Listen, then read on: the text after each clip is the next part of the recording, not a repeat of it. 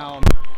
There we go. Yep. Okay, Yeah. Perfect. Now I can hear myself. Just make sure you're getting audio.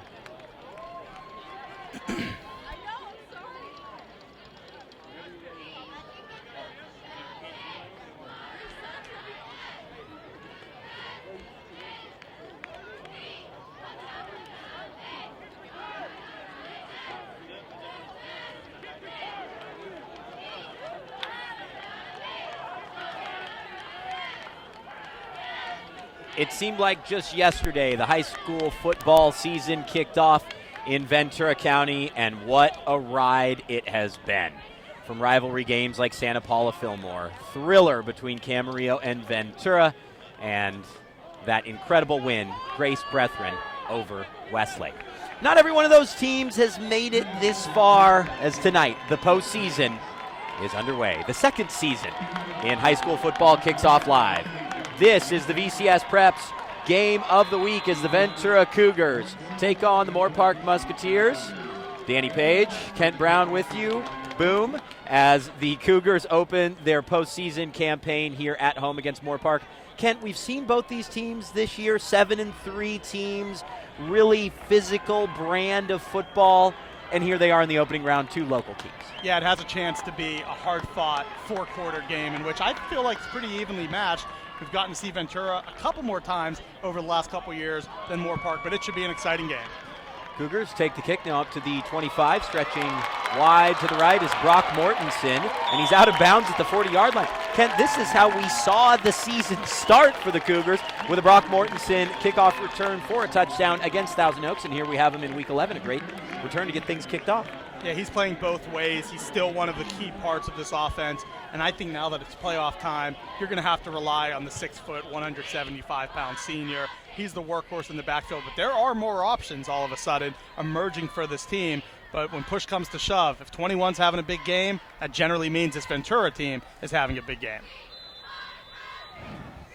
On first down, Jack Gutierrez, the senior quarterback who didn't think he'd be playing quarterback, completes a pass to Rico Stubbs, makes one man miss, and gets up to the 46-yard line. So from the workhorse in the backfield to our workhorse on the field, let's toss it down to Will Cowan.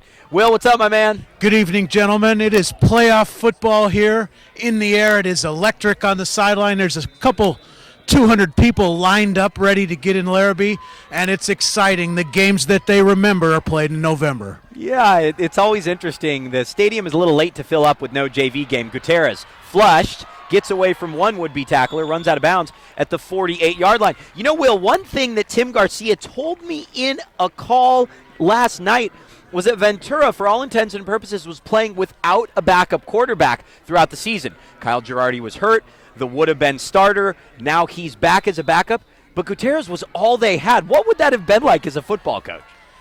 It puts you on pins and needles. Every rep of practice, you are guarding him, certainly with his life in your hands at all times.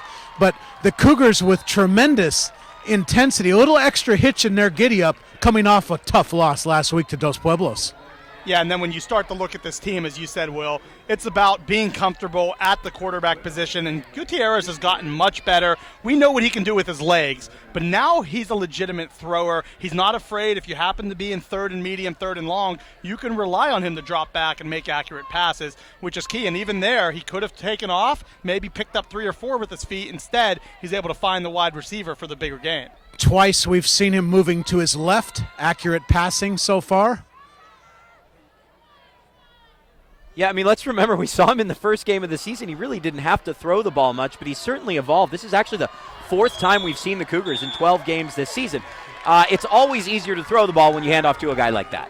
Definitely. Brock Mortensen is a guy that they know what you're getting out of him. And then you throw in the fact that it's a senior-led or veteran-led wide receiving core.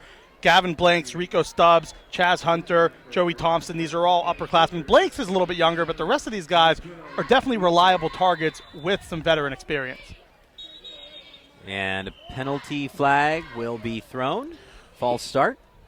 One of the things that'll be interesting, and we've covered Moorpark this year, they play a very, very creative version of the 3-3-5 defense, which means there are 5 defensive backs in the game at all times, and they are very creative with the blitzes and the different looks that they will show Gutierrez early. in the secondary. So 1st and 5. And Gutierrez flips that out to Mortensen, and Mortensen won't get anything. That Moorpark defense, excellent from side to side laterally. We've pointed that out throughout the season. They really pursue the ball well. Yeah, and I think that that's very key here tonight, where it does, when you're Ventura, you're Coach Garcia, you're looking to spread teams out as much as possible. Gutierrez trying to throw the deep out route. That's incomplete. It's hard to believe this drive has only lasted 88 seconds, and here they are, a 3rd and 7 at the 22. That Cougar offense seems to really like, as you pointed out, Kent, that stretch play, the quick passes. They really do move from side to side. But the openings in this Moorpark D, as we saw from Newbury Park, will be vertical. Blitz coming. Can Gutierrez get away? He keeps his feet. He has to run laterally, now turns upfield and has the first down.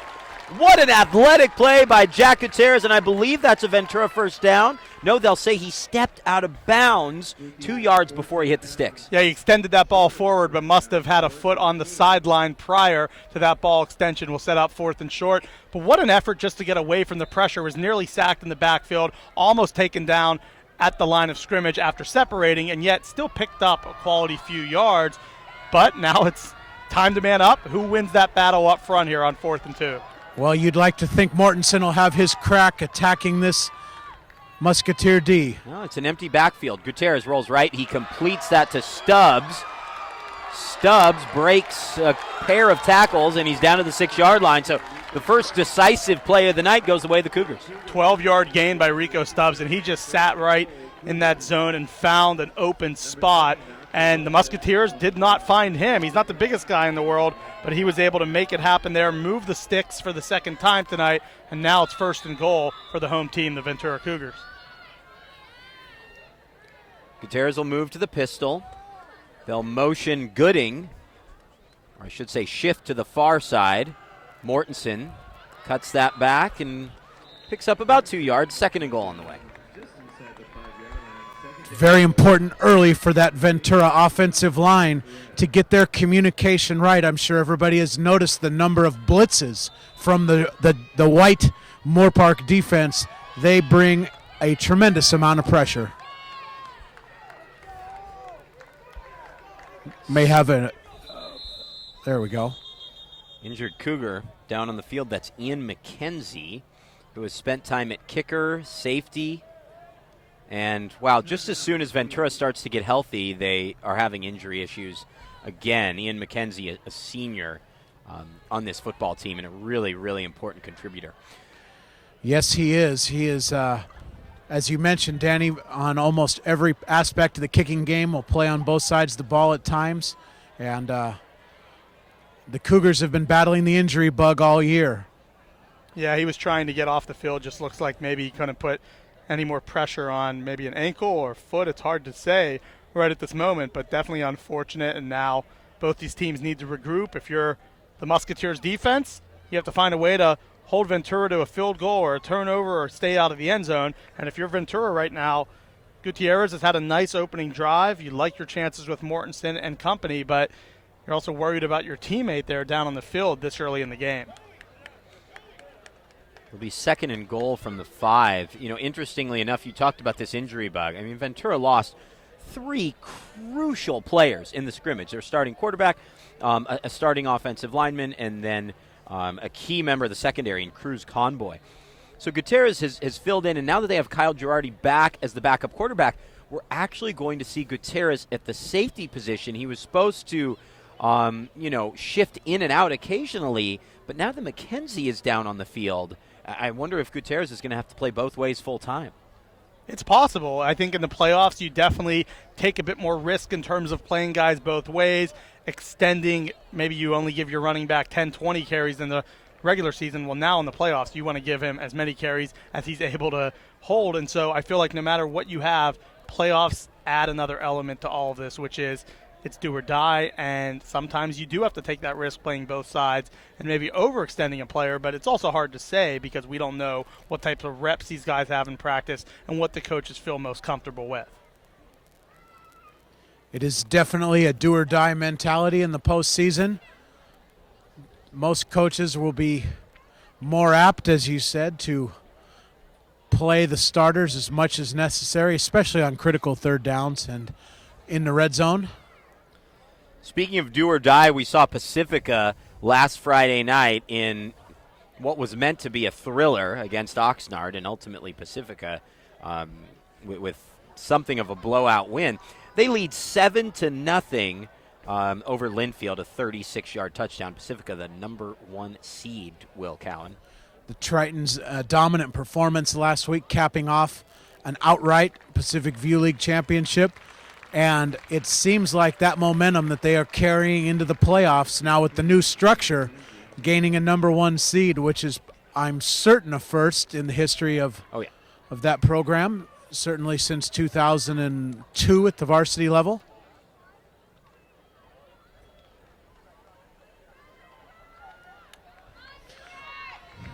We're back in action here with a 2nd and goal from the 5. Yeah, Cougars looking to strike first. It would be a really big blow to draw blood here, a blow for Moorpark, and Mortensen is down at the 1-yard line. So for Ventura, I think you have 2 plays to score a touchdown here from the 1-yard line, and I would imagine they're going to be able to do so. And I would also think don't put the ball deep in your own backfield. Try to do something up near the line of scrimmage. Right, Will? The more you put that ball back, the more risk there is of a negative play. Guess who's in DP? Our man, number 75, comes in from the defense to Carlos provide. Avalos. Yes, that's our main man, and they go right behind him over the top, airborne for the touchdown. Oh, the sophomore Avalos has really an infectious personality.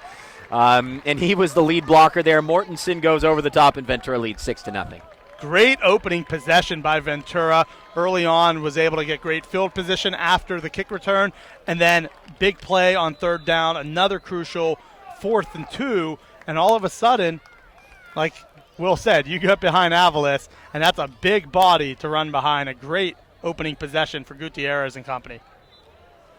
Very balanced possession, I might add, between the run vertically and the pass. Excellent start for Coach Garcia and the offense. We will certainly see if that defense can maintain the sharpness that they've had earlier in the year under Coach Pateras, the young defensive coordinator. That kick is up and through. Rourke Riemann, the freshman kicker. This guy is an absolute all-star. Hit 2 kicks over 40 yards against Santa Barbara earlier in the year. Made another one that was waved off, I believe, because of a holding penalty. He is a really talented kicker and one to watch in this game. I think if you're Ventura and you're playing this Moorpark defense, you feel great about that drive. You just marched down the field using only 3 minutes, and you really had a balanced attack. Great opening start, and then making it happen on short yardage, not getting behind 3rd and 8, 2nd and 7. They were always 2nd and medium, 3rd and short, 4th and very short, and that's what you want out of this offense. And like you said, Danny, through the air and on the ground, they were effective in both ways. I guarantee you, gentlemen, Coach Linz and Coach Kidder, the offensive staff, they will have some wrinkles up their sleeve in this county grudge match. So let's see how the Musketeers do on their first possession. Rourke Riemann kicks away. It'll be taken from the 5-yard line. And bursting through the first wave up to the 29-yard line is a player for Moorpark. Because if you guys take a look watching at home, why do they do this to us? Why? Moorpark is wearing white on white with the faintest outline in green of their number. I literally cannot see the numbers the players are wearing. I don't know if anybody can. My only chance is they have a yellow number on the back of the helmet, gentlemen. Well, you better help us out tonight, Will, because, it's very difficult up here to tell the difference between a 7, a 1, a 10, a 9. First play, Tiger Gosselin completes it down the right sideline, streaking into the end zone for a touchdown for Moorpark. 3 minutes and 16 seconds in, we're almost tied at 7, a 72-yard score. A quick 5-yard out. The Cougars in man coverage missed a tackle, and the Musketeers were off to the races. Excellent throw and catch.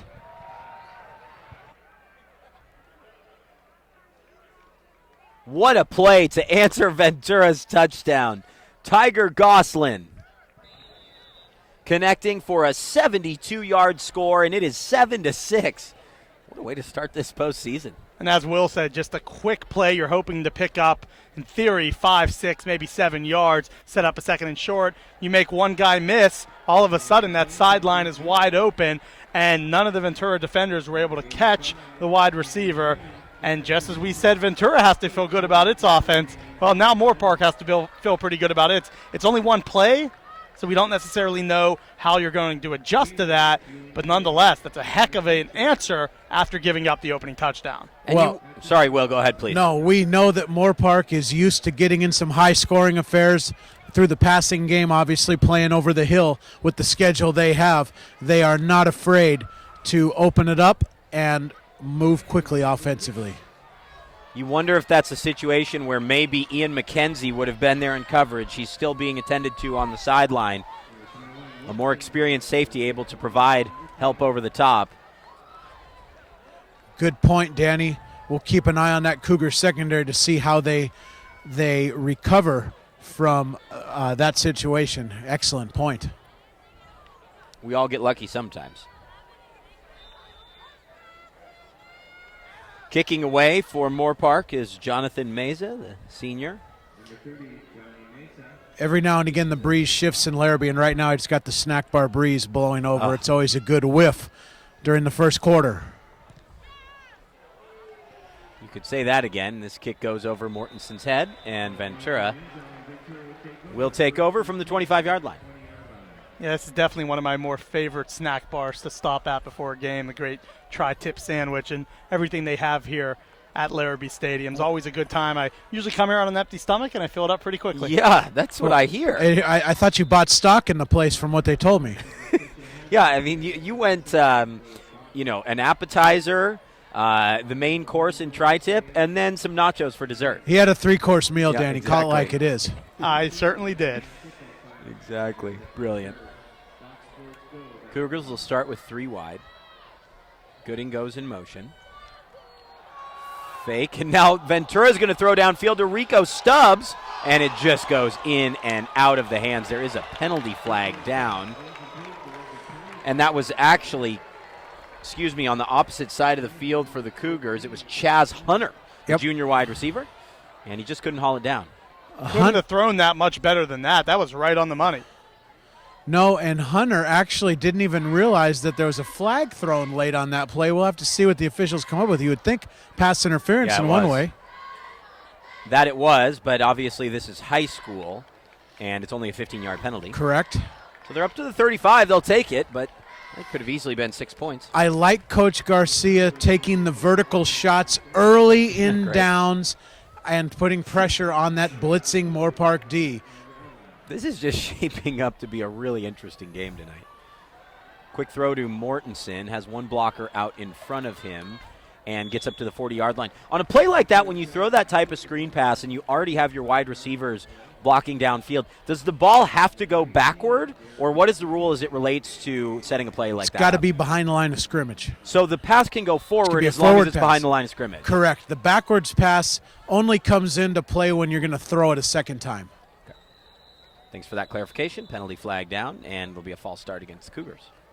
Just as they picked up 5, now they lose 5. But I like what they're doing right now with Mortensen. It's not necessarily all power running right up the middle. They're dropping it off to him in space on the outside, hoping they know he can make guys miss. So why not try to give him the ball on the edges and see if he can make a few guys miss too? So far, it's going to work well because one of these times they're either going to fake that, they're going to be able to run up the middle, knowing the fact that that outside throw is potentially there and the defense maybe jumps to it, and then you send somebody deep. So I think there's a lot that Coach Garcia and this Ventura offense can do based on those short passes they've completed so far. Back-to-back penalties, though, after a 5-yard gain, and that brings up 2nd and 15. We talked about it earlier. The Musketeers very multiple on their defensive front. They do cause quite a bit of confusion for every offensive line. Just a third of the way through the first quarter. 20 minutes have already elapsed. At this pace, it's going to be like a Ventura College game. There is no shortage of time in college football. They take forever. Cougars throwing deep again, and there was a very clear hold. No, Will. As soon as the ball got in the air, Yep. The cornerback on the play had the back of the jersey of the intended targets for the Cougars, Joey Thompson. Am I seeing things, Kent, or did you pick that up too? I saw it as well. Yeah, it definitely looked like that was the case. It's not called, and now you're faced with a very difficult 3rd and 15, but I'm with you. That looked like a hold, and that should have resulted in some free yardage. We've talked about it during the course of the year. High school football, the 5-man officiating crew, nearly impossible for the head linesman to run from the line of scrimmage to tail that play on the outside shoulder. Get away with a lot of pushing and shoving in that intermediate range. Here's the stretch play. Goes to Mortensen, and Mortensen is dropped. The second loudest bit of noise we've heard from the other side of the field, and the Musketeers force a punt. Well done defensively. Great answer after their one-play score, and now they're going to get the ball back, conceivably. I mean, I wouldn't imagine. Hopefully they can return this without any sort of turnovers. I expect something to happen in special teams tonight. I don't know which side it will be, whether it's a kick, a punt, something, but I feel like it's just going to be a wild game, and usually wild games mean something happens in special teams. But a great answer by Moorpark after allowing that first touchdown drive, both offensively and now defensively. Rugby-style kick. Fair catch called for. Moorpark will start from the 35-yard line. The Musketeers come into this game at 7-3, 1-2 in league play. They're, of course, coached by Tim Lins. Moorpark won their opener at Canyon, who, by the way, is a potential playoff foe for Pacifica in the championship game on the other side of that bracket. They then lost to Pacifica, did Moorpark, and then Moorpark went on and won 6 consecutive games before losing their final 2. One that you saw in the game of the week against Newbury Park, Tiger Gosselin and Cameron Rising both out of that game, and then they lost to Calabasas 42-35 last week. 42-31 win over Agora to start October, and a 42-35 win over Camarillo. This team can definitely score points. The 2017 loss to Pacifica is the second fewest total they've had all year. Yeah, and a quick pass play there on their first play from scrimmage. Hanshaw, the big 6'6" receiver, has a little 5-yard gain, but I have a feeling they're going to be going to him and targeting him quite a lot today, knowing just how big he is, and the fact that you want to go to your senior-led receivers. And, Danny, I know in your notes you mentioned there's a lot of seniors that play a lot of football on this Moorpark offense. Yeah, some really talented wide receivers on this Moorpark team. Jeremy Harris, who is the backup quarterback on the team, also plays linebacker, kind of does everything, gets the handoff as the up back. It brings up 3rd down and 2. Zane Pope, one of those wide receivers. Bentley Hanshaw, really talented tight end. Christian Tennant, Westerling, a junior that sees some time. And here we go on 3rd down and short. The give is wide right to Zane Pope, and Zane Pope picks up the first down. Musketeer offense very creative thus far and multiple with their motions and formations. We've had Hanshaw on the game of the week for 2 years now in covering them with the star, and Hanshaw has been a lethal weapon and very good target over the middle. Keep an eye on that as the Cougars secondary begins to shift to the outside. On first down, throwing downfield again is Gosselin, and that's complete inside of the 40-yard line. Another first down for Moorpark, and early on here, Ventura just cannot stop this Musketeer attack at all. Well done, Moorpark. Fairly certain that was Hanshaw over the middle. I might be a mind reader tonight. Yeah, Hanshaw, once again, you definitely called that, and there's no reason not to go to him on those type of routes. The Cougars traditionally use inside linebackers to cover the tight ends, an obvious matchup in favor of Moorpark against any linebacker that I've seen this year. That ball is carried down to the 29-yard line. Going to be right near a first down. Will Boucher carrying the football. Of course, the top running back for Moorpark this season, Nikos Booth-Fortier, who's had some injury concerns. Second and very short, so Moorpark goes with 5 wide. Every Ventura player is within 8 yards of the line of scrimmage. Ventura sniffs that one out, and I think on second and short, why not take a shot? Instead, that's a loss of about 1.5 yards. On the completion to Lancelotti, it brings up 3rd and 2 after the 2-yard loss. Yeah, take what they give you, and as you pointed out, the Cougars had virtually the entire defense in the box. A great time to take a shot vertically. However, the quick hitting screen, an interesting decision there nonetheless, creating a 3rd down and a long 2. Yeah, what an open field tackle that time. Yeah. Second and inches, now third, and as Will said, long two. Goslin, play fake, throwing. That is complete. Hanshaw again. Of course. Bentley Hanshaw, who is down to the 20-yard line. Ran the old squirrel route, we would call that. It's a 10-yard break and turn hard to the inside. And it's basically, in basketball terms, like a box out. You just kind of post up there and go get the ball. Yeah, and he had a couple receivers open there. Jacob Manwaring as well was just wide open in the middle. The underneath route. Yeah, exactly. He had options. It's a good play action fake too. I was impressed with not only the fake but the action of the offensive line. Just enough to occupy those middle defenders to open up Hanshaw in the middle. Excellent execution from Moorpark. And then Goslin gets the Cougars to jump offside, so really it has been a frustrating turn of events for Ventura since that opening TD drive. Good call, Danny. 2 weeks ago, the Newbury Park defense had to have jumped 5 to 6 times on that hard count. The Musketeers practice it all the time under Coach Linz. You saw it again there. Goslin throws that one off the hands of the wide receiver, and that is incomplete, but it just brings up 2nd down and 5. Yeah, a little too much mustard on that one, but it's now 2 false starts on offense that set Ventura back. An offsides penalty here that gives a 1st and 5. Those are just, we understand early in the season that stuff happens. Early in the postseason, you have to be cleaner than that. You can't afford to just give teams free yards or set your own team back. It has been a sloppy start since that opening drive. Here is where, towards the tail end of the first quarter, it has not been the most effective or clean 5-6 minutes from Ventura. 2nd and 5.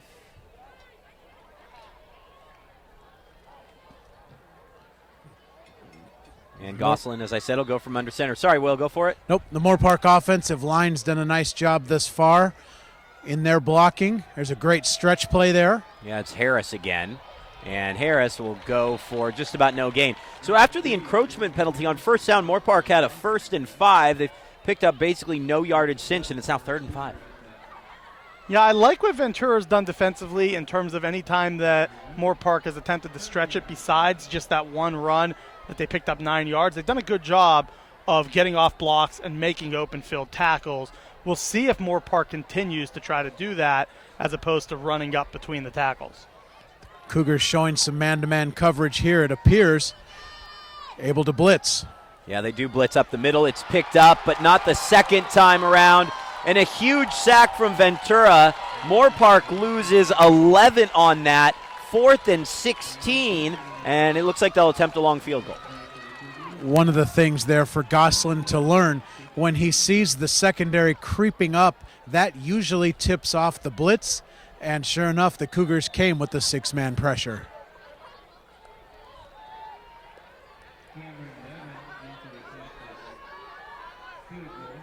Now looking at a 42-yard field goal by Nevin, that's a lot of defensive pressure that Ventura brought there on 3rd down. What a great job of getting home. Good point. This is a live ball. Curious, the Cougars, will they block? And it's blocked. It's blocked. The ball is bouncing toward the Ventura end zone at the 46. It goes out of bounds. I should have said the Moorpark end zone. Either way, fortuitous for the Cougars, a big-time block.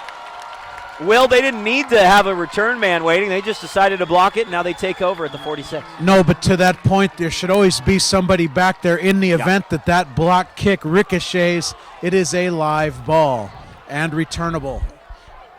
Yeah, and I mentioned earlier there might be 1 or 2 things happening on special teams tonight. Good call. Maybe that's just the start, but when it's usually well contested, a little bit wild, some passion here on both sides, both Moorpark's fans and here at home with Ventura, sometimes those are really the deciders of this game. And how about that block? It just went right up the middle, and a great job of getting a hand as that ball barely launched off of Nevin's foot. Both teams have sort of settled in after the 2 quick touchdowns in the first 3.5 minutes. We haven't seen another in the last 6 minutes of this game. Short carry, 3-yard gain, brings up 2nd and 7. The Moorpark defense heavily committed to the run there early, we saw. Once again, a very crowded box. Now spreading out a little on 2nd down.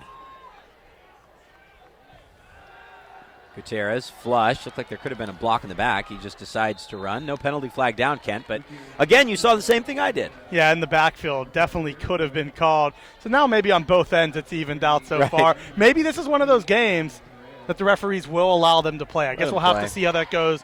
I always feel like, and I know with Will being a coach, as long as the refs are consistent, you can kind of live with that, but it's when they're inconsistent and they're calling it tight, then they're calling it loose. As long as they're consistent, I have no problems with it. Gutierrez completes the pass on the run in traffic. I think a throw like that really shows how he's emerged as a passer throughout the season. Yeah, what the Cougars threw there, Danny, was a quad formation, 4 receivers to one side, and the sprint out, which is a very high percentage pass. We've seen it 3 times tonight, completed each time. So excellent job from Coach Garcia with a little wrinkle, trying to get to the perimeter of that tough Musketeer defensive front. It really feels as one of the Moorpark players is communicating with the referee. I think they maybe want Zane Pope off the field for one reason or another. I'm not sure if he lost his helmet or whatnot. But when you look at Gutierrez, if Ventura does win this game, actually, when you look at either quarterback, no matter who wins this game, has to be looked upon as a really dangerous team in their division, as that is incomplete, a busted screenplay. The winner of Ventura Moorpark plays the winner of Capo Valley and Foothill. That game is at Capistrano Valley. They are the number 2 seed in this division. Of course, looming large at the top of the division is Calabasas. It's the number 1 seed, but Moorpark just lost to him by a touchdown last week on the road. Yeah, they're not going to be afraid of Calabasas if that matchup ends up happening down the line. Here's Gutierrez. Has to get rid of it, doesn't he? He just throws it up to the end zone. It's a jump ball, and there's a penalty flag thrown from 2 officials. Pass interference on Moorpark, and kind of an ill-advised throw there, Will, but hey, he ends up getting the penalty. It's first down for Ventura. It was ill-advised, but he did have single coverage, and I think he felt that at worst-case scenario you'd get a batted ball, but what you saw there is a pass interference penalty and will result in a big 15-yard gain for the Cougars. Yeah, you hate to see that late throw. However, with the single coverage, not horrible because it was on the sideline. Yeah, that's one in film they're going to break it down if they, come on, what were you thinking? But right now, you'll take advantage of the 15 yards, pick up a first down, and hope that that does not happen again because that definitely was ill-advised. Man, there's the Cougar snack bar smoke engulfing the field. Here's Mortensen. Mortensen inside the 10-5 and into the end zone. He just burst through the line on the stretch play at 26-yard score, and it's 13-7. Vintage Brock Mortensen in his first playoff game as a senior. Well, excellent offensive line play there on the zone power, right off tackle, and Mortensen has really developed this year into a one-cut runner where he can find that big block, one cut, and he is vertical. Well done from the Cougars.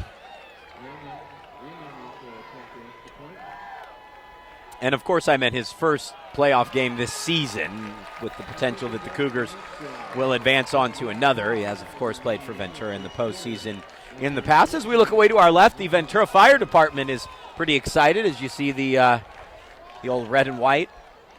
Best seats in the house for the. They've had a busy day on the 101 freeway. I'm sure some of our viewers at home may have experienced some of that traffic today near Victoria.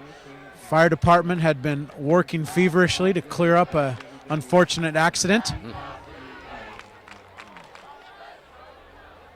1 minute and 25 seconds to go in this first quarter, and when we end, this has been a long first quarter, by the way, over half an hour.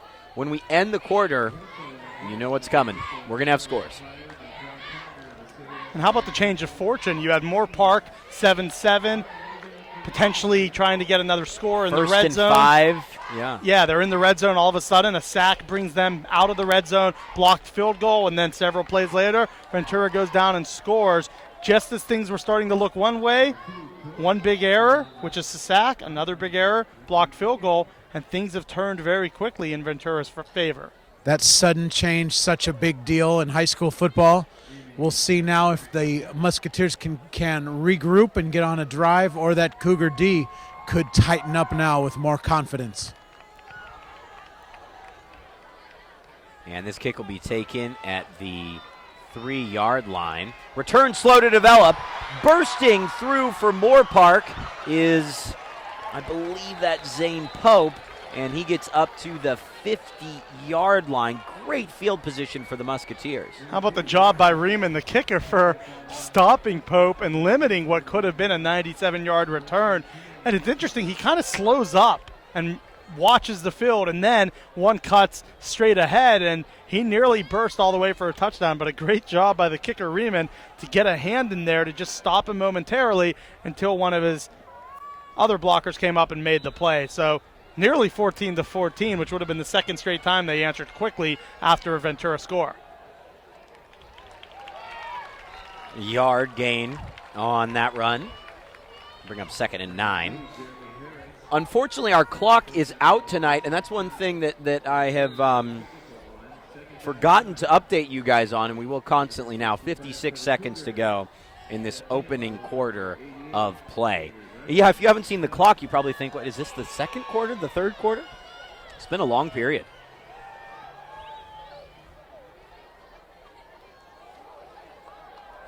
Play fake for Gosselin. That is complete. Down to the 34-yard line. Outside of a couple hiccups, both of these offenses seem, for the most part, like they'll be really difficult to stop. Yeah, the play-action pass has been very effective for Gosselin this far. He's got nice touch on that ball over the middle. Just enough velocity, but not overwhelming for the targets. Now we see Hanshaw will put his hand down on the left side at tight end.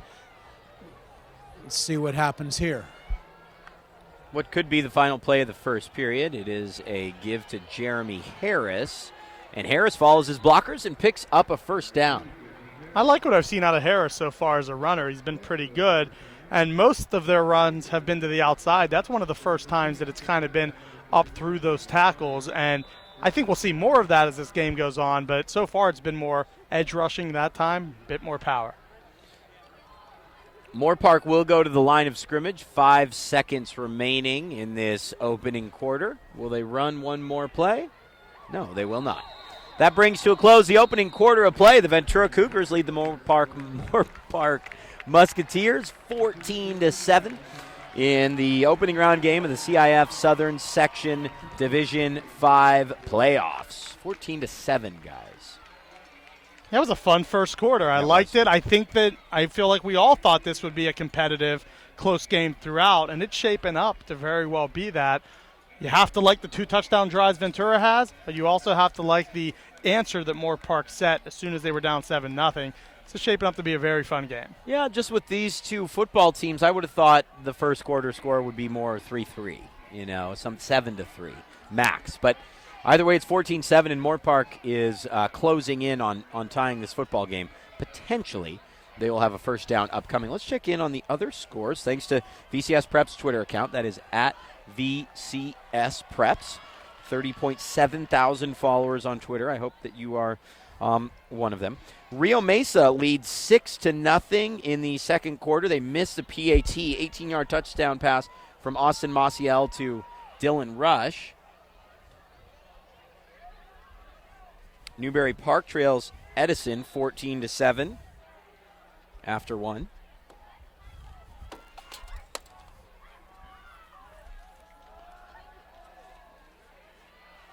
And now running to the right side and out of bounds for Moorpark. Another nice gain.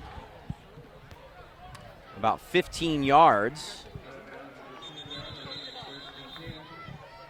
And that was a player down on the near side. And a nice job there to pick up the yardage, set yourself up for a goal-to-go situation. And Moorpark, just to start the second quarter, definitely stepping up big on that opening play. Yeah, it was a nice pass to Lancelotti there, number 1 for the Musketeers.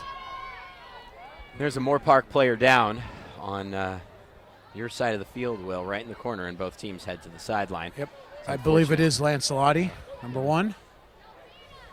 Yeah, we've seen other Lancelotti's star with Sam Lancelotti at Simi Valley over a couple years. His brother Christian down on the field, 6'2", 200-pound junior. Newberry Park, just to finish these scores here with 11:54 to go in the second quarter. Newberry Park trails Huntington Beach Edison 14-7 after one. In the second quarter, Pacifica leads Linfield Christian 21-7. Calabasas on top of Moorpark 14-0. Here's a tweet from the Deuce. Derry Eads. Schmidt leads Fillmore 21-zip. We've missed having the Deuce with us this year. He's done an incredible job with his first trade as a writer, though. St. Bonaventure leads Murrieta Valley 13-7. Is that one in your house, Will, or no? It is not. I believe it is on the road. But the lights were on at VC. Soccer, VC soccer up 2-0 against Oxnard. Final conference game of the year. Okay, wow. Agora 7, Santa Barbara 6 after one. So funny that Agora starts, I believe it was 0-7, and then they win all three of their league games and win a league title. Rio, as I said, is up 6-0. That is just about what we have for you at this stage. We'll keep you posted on all the scores, or you can just follow us on Twitter at VCS Preps. Yeah, it looks like Lancelotti's walking off on his own accord, so hopefully it's nothing too serious and we'll get to see him back in. But nonetheless, you're always a bit cautious. Definitely want to make sure he's all right before he steps back in. But it's now been an injury on both sides, and we hope neither one of them are too serious. It is 1st and goal for this Moorpark football team. And Goslin will keep it on his own. He's tackled from behind, loses a yard. 1st and goal at the 11, just 20 seconds into this opening quarter. Great job by the defense there, forcing the tackle for loss, and now putting Moorpark in a much unfavorable position. Your 2nd and goal at the 4 or 5, you feel pretty good about things. 2nd and goal at the 11, that does change a lot. We've talked about number 41, Connor McDermott, on the Cougar defense there, the middle linebacker, number 41. It's been a factor thus far. Yeah, he's a 3rd-year starter. Goslin throwing for the end zone. That is beyond his intended target. Now it brings up 3rd and goal at the 11. Just a little thing there, back to McDermott. Just in his pass coverage, his drop was just enough to alter that throw, making it virtually impossible to complete.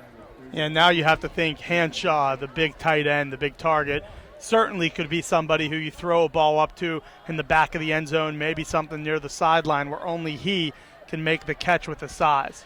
Yeah, and an interesting adjustment. Number 5, Brandon Gooding for the Cougars, matched up on him.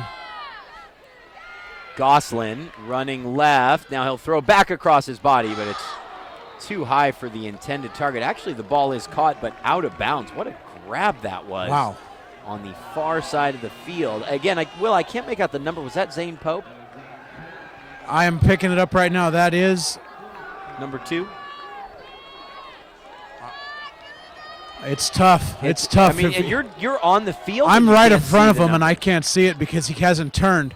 But still, it's... Yeah, I'm pretty sure it's 2. Moorpark, come on, guys. So the Musketeers aren't going to attempt a field goal. It looks like they're going to go for it. Ooh. On 4th and goal from the 11. It would have been a 28-yard attempt. They had one blocked. I guess they feel more confident in their offense. Let's see what Tiger Goslin can do. 3 to the near side, throwing for the end zone for Bentley Hanshaw, and that is incomplete. And it was Gutierrez there on the coverage. The quarterback on one side, playing safety on the other. He stepped up and says, hey, you give me the ball on offense, I'm good, but if that ball comes to me on defense, I'm going to make sure I'm right there. And the receiver does not come up with that crossing route. Great job. Well, this far tonight, we've obviously seen Gutierrez on the defensive side. We've seen Avila on the offensive side. We've seen McDermott line up at fullback. Coach Garcia pulling back. No punches tonight in the first round of the playoffs. Best players on the field when it counts. So Ventura with their worst starting field position of the night. They have started on the 20. This will be from the 11, but they'll take it considering Moorpark was unable to convert. Here's a give to Mortensen. Mortensen into the open field. It is a foot race. 40, 30, 20, 15, 10, 5. Touchdown Cougars. An 89-yard score for Brock Mortensen. The 2nd time tonight a team in this game has scored on the first play of a drive, and it's now 20-7. Yeah, a great rush, amazing blocking up front. Mortensen got into that second level, turned on the accelerator, and was never touched. That's now quite the start for the senior Brock Mortensen. You said earlier for the senior, his first touchdown, first big playoff game as a senior. Well, how about a couple more touchdowns? Great start and an amazing blocking done up front by that Cougars offensive line. The kick is up and good. The fire department approves, and it's now 21-7. Well, that's sudden change. You go from a tie ball game and a blocked field goal, now 14 unanswered from the Cougars. A tremendous turn of events here in our first round of the playoffs. I just love November football in the air.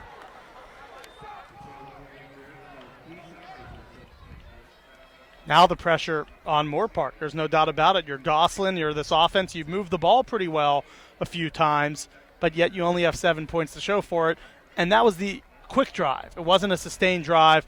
I feel like Moorpark has to feel pretty good that its offense will continue to move the ball. But defensively now, that is a big issue. You're down 21-7. You haven't really stopped Ventura too much outside of one time. And yet, when you could have capitalized off of a short field at one point, it led to no points. And now you're in the red zone. You have to settle for an incompletion on fourth down. They've been in the red zone twice tonight, have not scored either time. Well, and let's be honest with ourselves here. Ventura really stopped themselves on that drive. Remember, they had a 2nd and 5 and then had back-to-back false starts. That's the only thing that's been able to hold back the Cougars this evening. Let's see what the Cougars do with this kickoff.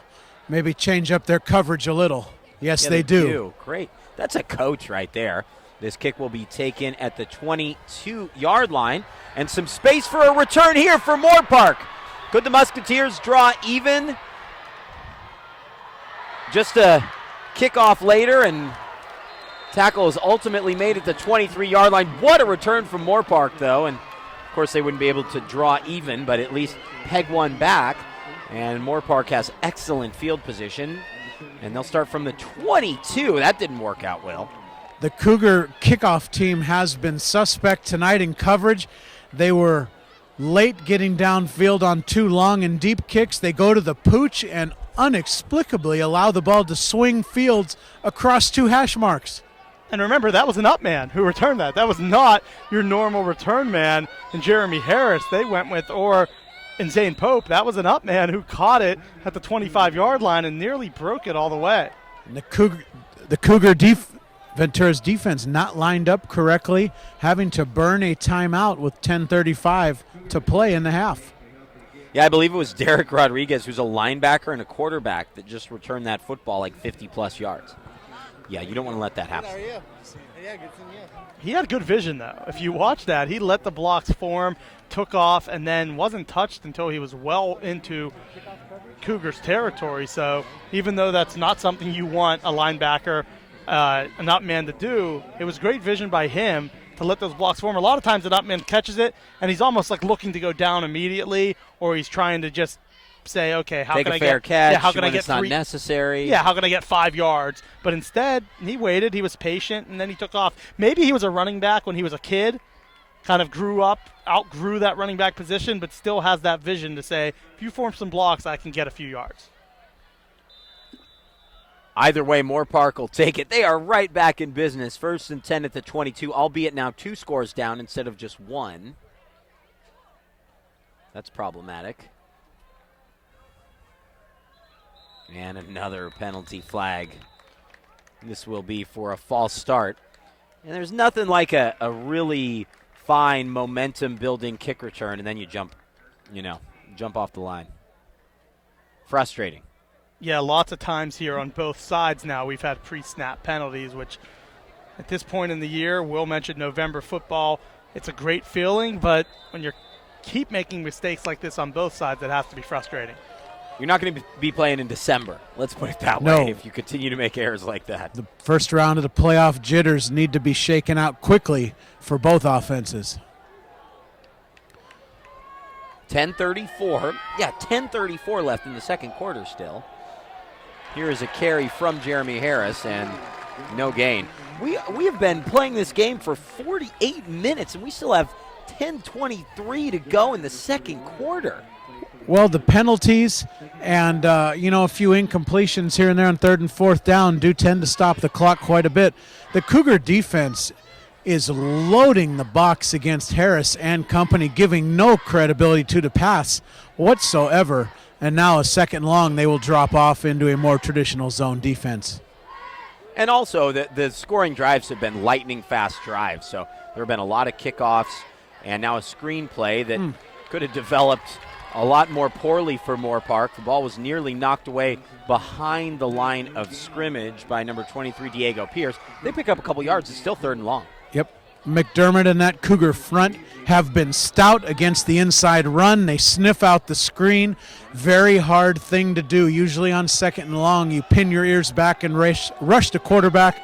Cougar defense ready for the screen. You have to think they're playing this for 4 downs, considering they didn't go for a field goal last time. Still empty backfield. Gosselin throwing for the end zone, and that is caught! Touchdown Moorpark! What a throw! And the Musketeers pull within 8. Great throw, a beautiful catch. They were on the back end of that end zone, and on 3rd and 15, they aired it out. I guess they weren't going to feel bad if they had to be 4th and 15, but a perfect throw by Tiger Gosselin, and that wasn't terrible coverage either, but a heck of a catch. Fairly certain that was Hanshaw. He ran straight off the field, so that was difficult to pick up a number. These jerseys, man.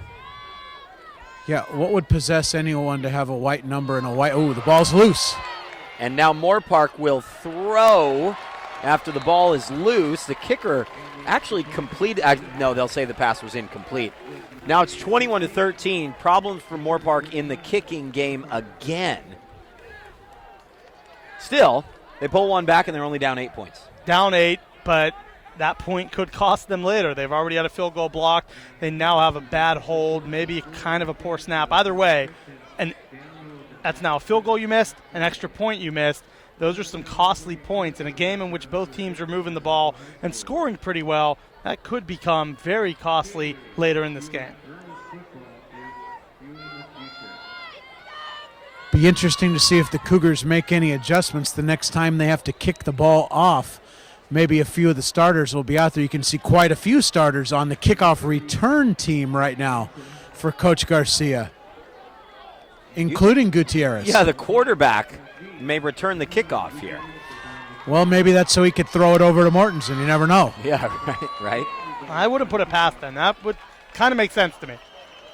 Oh, I'm certain it's in the repertoire. I see Coach Smith roaming the sidelines here, longtime special teams guru around here. Yeah, basically they say if you don't kick it to our guy, we'll get it to him either way. What was it, Frank Wycheck and Kevin Dyson? Oh, the Miracle. Yeah, the Music City Miracle. No question about it. Buffalo and Coach Fisher now here with the Rams. this one will go to Mortensen. No Seaside City Miracle here. Mortensen will have to bring that back to the middle of the field just to follow his blockers. And really well executed from Moorpark. They kicked away from the coverage, and now Ventura starts from their 19. And Mortensen a little shaken up on that play, not happy the way he was dragged down from behind. Yeah, that's a guy you need to stay healthy. You understand why he's out there on special teams. They're going to play him every snap they possibly can. But, yeah, he's still limping off, definitely not feeling 100% there as he walks off the field. Yeah, Mortensen is definitely shaken up. He's talking to the team doctor. He's just trying to shake it off. And Ventura will start with the backup running back, Angel Moreno, the senior. And Moreno gets it, and he squirts through for about 4 yards. Solid gain on the first down, the inside zone play. 4-yard gain inside of 9 minutes to go in the second quarter on the VCS Preps Game of the Week, brought to you by the Ventura County Star in this opening round of the CIF Southern Section Division 5 playoffs. Feels like an old Northern Division game. Gutierrez's throw is off the mark there. That was intended for Chaz Hunter, and it's 2nd and 6. It's a good point, Danny. The history between these two teams dating back to the latter part of the 1990s, the city of Moorpark exploding in population, thus thrusting Moorpark into the then Marmani League. Played Ventura every year in the preseason. Some excellent games back in that era, no question about it. Yeah, 3rd down and then a timeout called by Moorpark. They seem to be out of sync there, Will, on the sideline, maybe not exactly sure what to line up in. And I guess I understand. First half, you want to use your timeouts, make sure they don't get a crucial third down here, but you want Brock Mortensen back on that field. You want him to be healthy, but at the same point, you go first down, second down, he's not out there. Definitely a huge, big play for Moorpark's defense because you're down 8, you get a stop, you feel pretty good about yourselves, but if you let Ventura keep moving down the field and scoring and building their lead, all of a sudden you play catch-up all game. That's not where you want to be. Yeah, the momentum has definitely swung back in the direction of the white and green uniforms. The Cougars desperately need a first down to continue this drive and to allow that defense to regroup. They're over there watching film now, making adjustments in coverage. It's the technology readily available at the high school level. Boy, this just feels, especially after that Moorpark kick return, it just feels like it's going to be one of those games, you know. No question. I don't think there's going to be too much to separate these two. Gutierrez rolling to his left, slings it over to the near side. That catch is made for a first down. What a grab, Hector Soltero. First time we've called his name all year, and it's a first down, Ventura. Great catch from Soltero, and that is 4 for 4 in the sprint-out game for Gutierrez. Really, really well done. Again, moving to his left, getting that ball completed. Either of these quarterbacks, I would not want to face them in another round of this postseason. Gutierrez will run on his own, and he'll pick up about 5 yards. So Mortensen is back out there. He does seem to be moving a little slowly, but for the most part seems to have shaken off that knock he took just a couple minutes ago. 8:25 to go, by the way, in the second quarter. Yep, that Cougar offense appearing to, I thought they'd try to pick up the pace a little in the no huddle. Indeed they are, trying to get aligned. 2nd and 6. It is a give to Moreno. Moreno strings that out wide, and he picks up a first down. It looked like there might have been a holding penalty, and a late holding flag came in, but no less. It appears to be holding against the Cougars. Yeah, good effort by Moreno, but it's all not going to matter as they commit the holding penalty. But you like what you've seen out of her. I like what I've seen out of him through 2 carries. Clearly, they want to go more with Mortensen, but unfortunate there to hold and bring back the first down. Well, they're going to catch. They're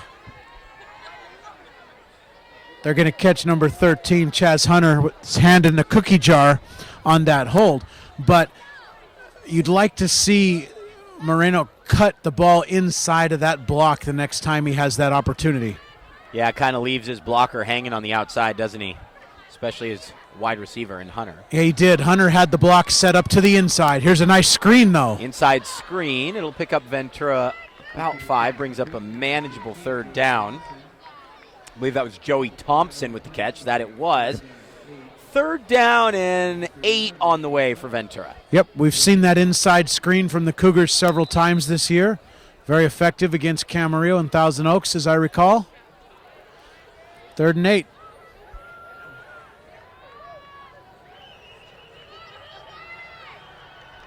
Gutierrez flush. He'll have to run. He has to beat one player and does. Stays on his feet. Breaks another tackle and gets to the 44-yard line. Now, I think if he had made that play before Girardi came back, Coach Garcia would have been in his ear in film tomorrow. But look at the tempo. Yeah, great point. 7:37 to go in the half. Quick throw. Gutierrez on the outside, breaking inside the 35. Now at the 25 is Rico Stubbs, and he goes down at the 21-yard line. It's a 35-yard gain. Not bad. Nice job by Stubbs making a man miss and then just bursting to the outside. And the quick throw, Gutierrez definitely a confident quarterback at this stage in his senior year, just stepping up, whether it's the quick throw, running in open space, getting first downs. He's been a confident quarterback from first minute all the way until now. And it's Moreno again. So Mortensen really is not carrying the ball. He's been in on a couple plays after that injury. And Brandon Gooding checks in. Moreno runs the inside zone well. He gets about a 4-yard chunk there. He's a good vertical runner. And obviously with Mortensen getting a lot of reps tonight, they are trying to give him a little rest when possible, although I'm sure he'll be in soon in the red zone. No, Ventura hasn't demonstrated that they need him to move the football, although a mix-up in terms of the snap, and Gutierrez will be thrown for a 3-yard loss, a late penalty flag. Really, no matter who this is against, it's going to be crushing. Ventura's applauding as if it's against Moorpark after what an outstanding defensive play after the miscommunication between the Cougars. It is a dead ball personal foul, and it is against Moorpark. That hurts, Will. Yes, it does. Those are the discipline-oriented plays that in the playoffs can be the difference between a win and a fishing trip next weekend. Yeah, and you stopped them. As you said, Danny, you have them in the backfield. Ventura makes the mistake, the missed handoff. You get a tackle for loss. It would have set up second and very long. Instead, first down after the 15 yards. Just brutal to give that up. On Tim Garcia's right hip, by the way, is Brock Mortensen saying, I can go in. I can go in the game. But he's not in on this play on 1st and goal. Give Moreno a shot.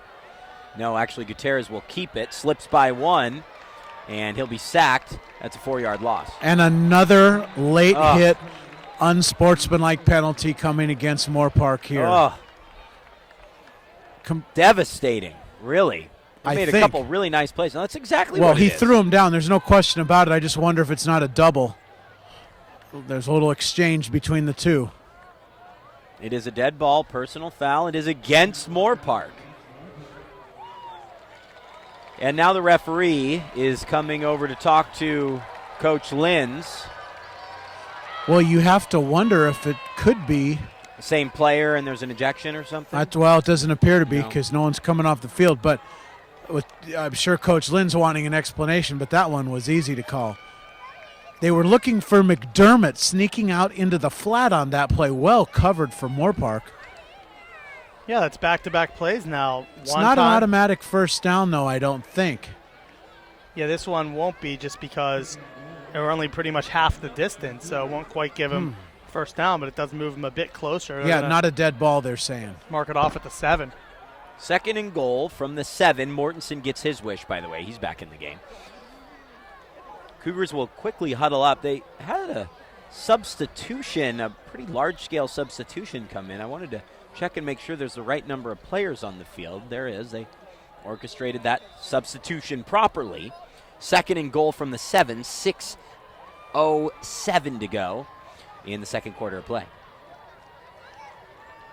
Gutierrez will hand the ball off to Mortensen. Mortensen around the end and toward the end zone, leans the football out. He's in. Touchdown, Cougars. Brock is back on the field, a 7-yard score, and it is 27-13 Ventura. Well, you saw there the Cougars aligned in a slot I formation with 2 backs, brought the man in motion to secure the edge, and Mortensen will take care of the rest. Phenomenal execution and blocking from the Cougars. And the Spirit section is a little excited right now.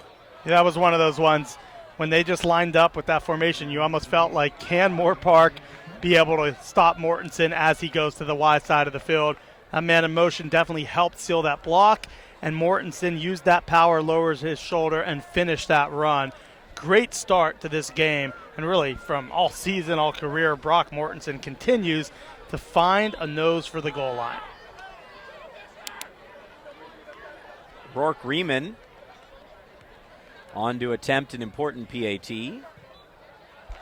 That is up, and it is good. And it's now 28-13 Ventura, 5:57 to go. Boy, this is a huge drive for Moorpark, isn't it? Yeah, Moorpark just couldn't get off the field on defense. 3rd down, you allow the big pass play to move the sticks. And then in the red zone twice after getting a tackle for loss, you commit a foolish penalty, move the ball up, give them a first down. And that's what's killed both sides today, if you even want to break it down. It's not like Ventura has been totally clean on offense and defense as well. Both teams, the penalties have been big throughout these first and second quarter. And if that continues, I don't know whose advantage that is, but it's just been interesting how sloppy it's been on both sides. Just as I suspected, you now see Mortensen, you see Gooding, you see several members of the starting lineup inserted to the kickoff coverage. Yeah, enough of these long returns. There is no question about it that the Cougars trying to repair that phase of the kicking game. They've been flawless in other areas. Yeah, 2 long kickoff returns by Moorpark. One up to midfield that did not end in a score after the blocked field goal. And then another moments ago that did end in a touchdown and a missed extra point. Boy, what I just said it a moment ago. I'm going to say it again. This is a huge drive for this Moorpark offense. Another short kick right at the same spot on the field, about the 22-yard line. They'll wait for blocking to develop, shaking off one tackler. Returning it is Zane Pope. Pope cuts back at the 45. He gets up to the 49-yard line of Ventura. Another great return. I don't know if that hesitation move by Pope just totally throws off Ventura's special teams unit or what, but every time he just stutter steps, it's seemingly the Ventura defense gets on its heels, and then he goes untouched for 15 yards. Great field position again to start off a possession for Moorpark. If I was the Cougars, I would consider kicking it to somebody else, probably on the other side of the field from Pope. I'd just kick it out of bounds at this stage. 1st and 10 from the Ventura 49. Second straight drive. Moorpark starts in Ventura territory. That pass is incomplete with 5:40 to go in the second quarter. Our clock is on the fritz tonight, so we'll be keeping you posted in terms of time remaining in each period. It is 8:05 p.m., and we're just barely halfway through the second quarter. This is going to be one of the longer, if it goes only 48 minutes, one of the longer non-overtime games we've done before. Gosselin falls on the field. I think he just stumbled, right? He's okay. He has had a couple injury problems this year, but Tiger's all good, and it brings up 3rd down and long. Yeah, lost his footing as he went to drop back, and so now it's 3rd and 14. Cougars had the blitz package on 2nd down. Likely will drop back into some pass now as they sub their nickel package into the game. 5 defensive backs now. Likely a 4-man rush with McDermott leading that defense from the middle linebacker position. The Cougars have had several solid ones over the years. 3rd down and 14. That is incomplete. The only player who touched the football is Gutierrez. That's right. And it's 4th down now. Guess who comes in for the big 3rd down? None other than number 1, Jack Gutierrez. Just to catch you up quickly on other scores, Westlake, what a story they are, by the way. 3-7 and in the playoffs. They're tied with Arroyo Grande 14-14. That game is basically at halftime. St. Bonaventure trails Murrieta still in the first half 28-27. That is a shootout. How about that? Good field position, nothing out of it, and Ventura now up 15 points, getting the ball back. The way this offense is moving the ball, Coach Garcia has to love the situation his team's in. Right, with 2 timeouts left, a 5-minute drill will not be an issue. Great punt. Yeah, straight up in the air. And takes an incredible bounce for Moorpark. Down to the 7-yard line. That's a 46-yard punt. And Ventura takes over with 4:48 to go. Certainly would have liked to have seen Mortensen fair catch that ball. If he may have lost it in the lights, so that ball hung up there for a while. Yeah, it looked like he did because he went up, ran to it, and then clearly was not in position to make the catch. I think he just lost it and figured rather than try to poke his hands out and hope he catches it, just get out of the way and don't commit the turnover. But a great job by the punter to not only get a great punt and net, that was also a pretty high snap. So to get it and then be able to boot it off your foot deep into the opposing territory, great effort. Happens a lot. The low light standards at Larrabee, due to some neighborhood ordinance issues, that ball can easily get lost compared to the old lights that were a solid 20 to 30 feet higher. That's some athletic director insight right there. Well, the light stands behind me are now on the track. Years ago, those light stands were above you guys. You can still see the old poles. Yeah, that's right. So you can see those lights were a solid 20 to 25 feet higher on the home side. Yeah, that's stuff I never think about. No. I know, obviously, Will has to know things like that, but that's very fascinating to think that ordinances will pass, and then you have to just change the direction and the height of where your lights are lined up on the field. That was a polite adjective. It was more a complaint than an ordinance. He's on the loose. Yeah, Mortensen beyond midfield. He'll either have to cut this back or beat the defensive back, and he's thrown out of bounds inside the 15-yard line. Another massive run for Brock Mortensen. He may not have scored, but that's an 81-yard run. So we have seen Mortensen with 2 carries for 170 yards in this game. Oh boy, Coach Linz has just about had enough. He is furious on the sideline. I believe someone may be ejected. What does he think? Maybe they got away with a hold or what? I don't know exactly what he's complaining about. I'm not sure. The flag flew, and I just saw the official point to the locker room. Wow. Well, there's a penalty flag at midfield. I'm not exactly sure. And the teams are lined up. They're ready to run a play. Well, there's 2 of the 5 officials over on the far sidelines. I don't think, and the downs marker. I don't think any play is going to be run anytime soon. So the penalty flag is picked up by the official. Interesting.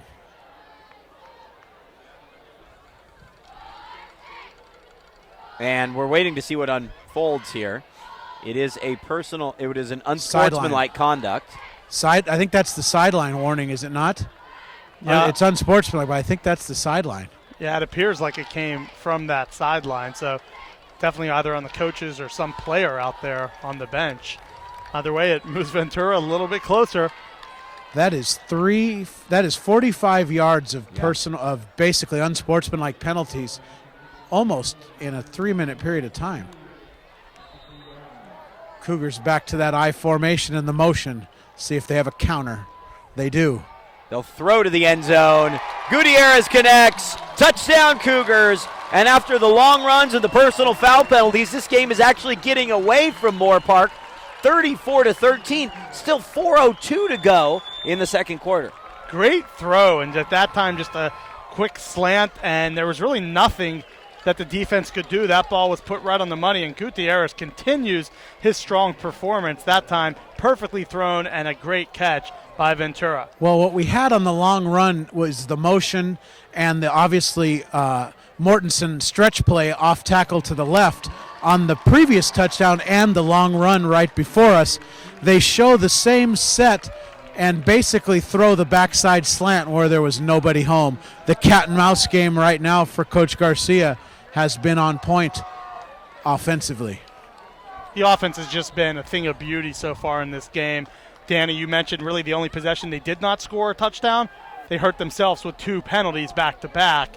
But ever since then, touchdown, touchdown, touchdown, and early on another touchdown. They've just been excellent on offense, on the ground, through the air. It doesn't matter. It's been very efficient. Yeah, really. Ventura was, last time we saw them, that beat down of Buena. I'm sorry, there's no other way to put it. And then a close win over Santa Barbara. They handled themselves against San Marcos. They went on a bye, and then this team was really asleep at the wheel last week, Will. I don't know if you got a chance to talk to this Ventura staff at all, but they really were rather poor in that defeat at home to Dos Pueblos. Absolutely, Danny. Their first loss in league play in, I believe, 4 years. Coach Garcia's first league loss. As a head coach, Yeah. and for the program, it had been a while. And inexplicably, the Cougars come out in a championship situation not prepared to play.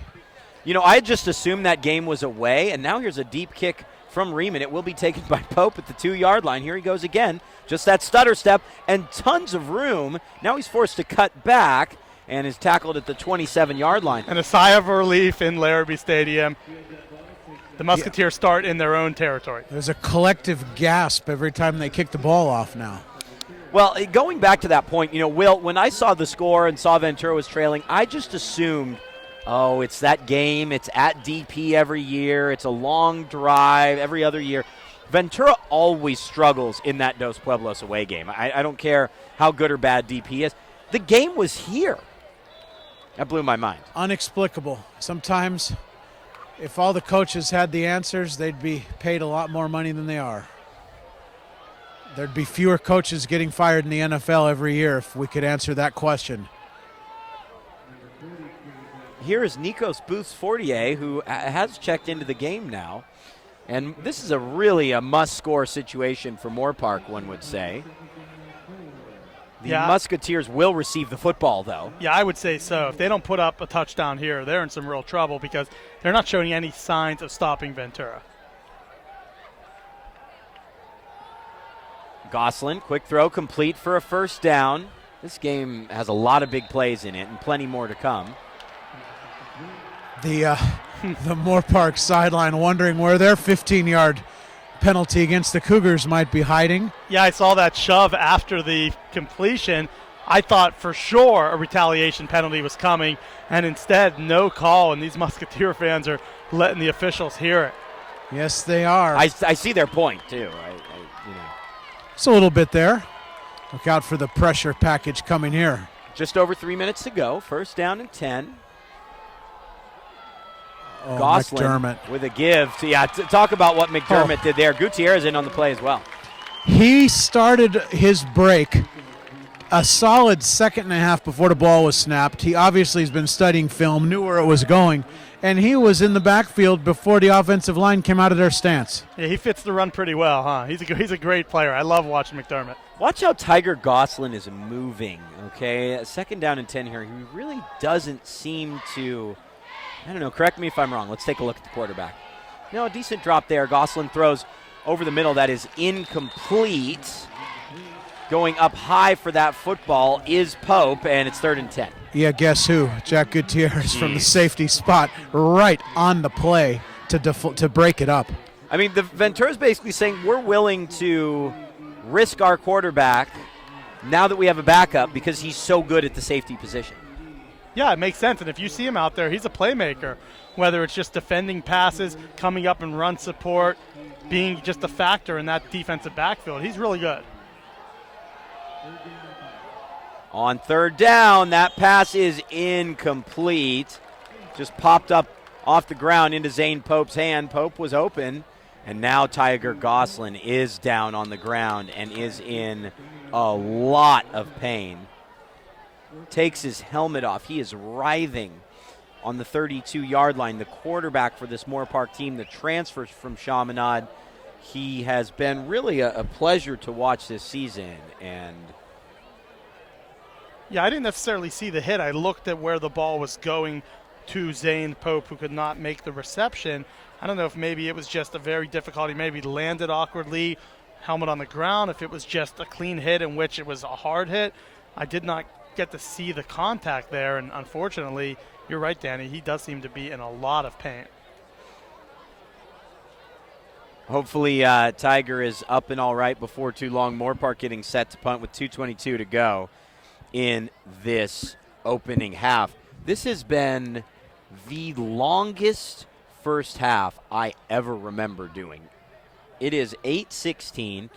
First half's been an hour and 15 minutes long. It's still not done yet. I can't think of a first half that has gone this long before.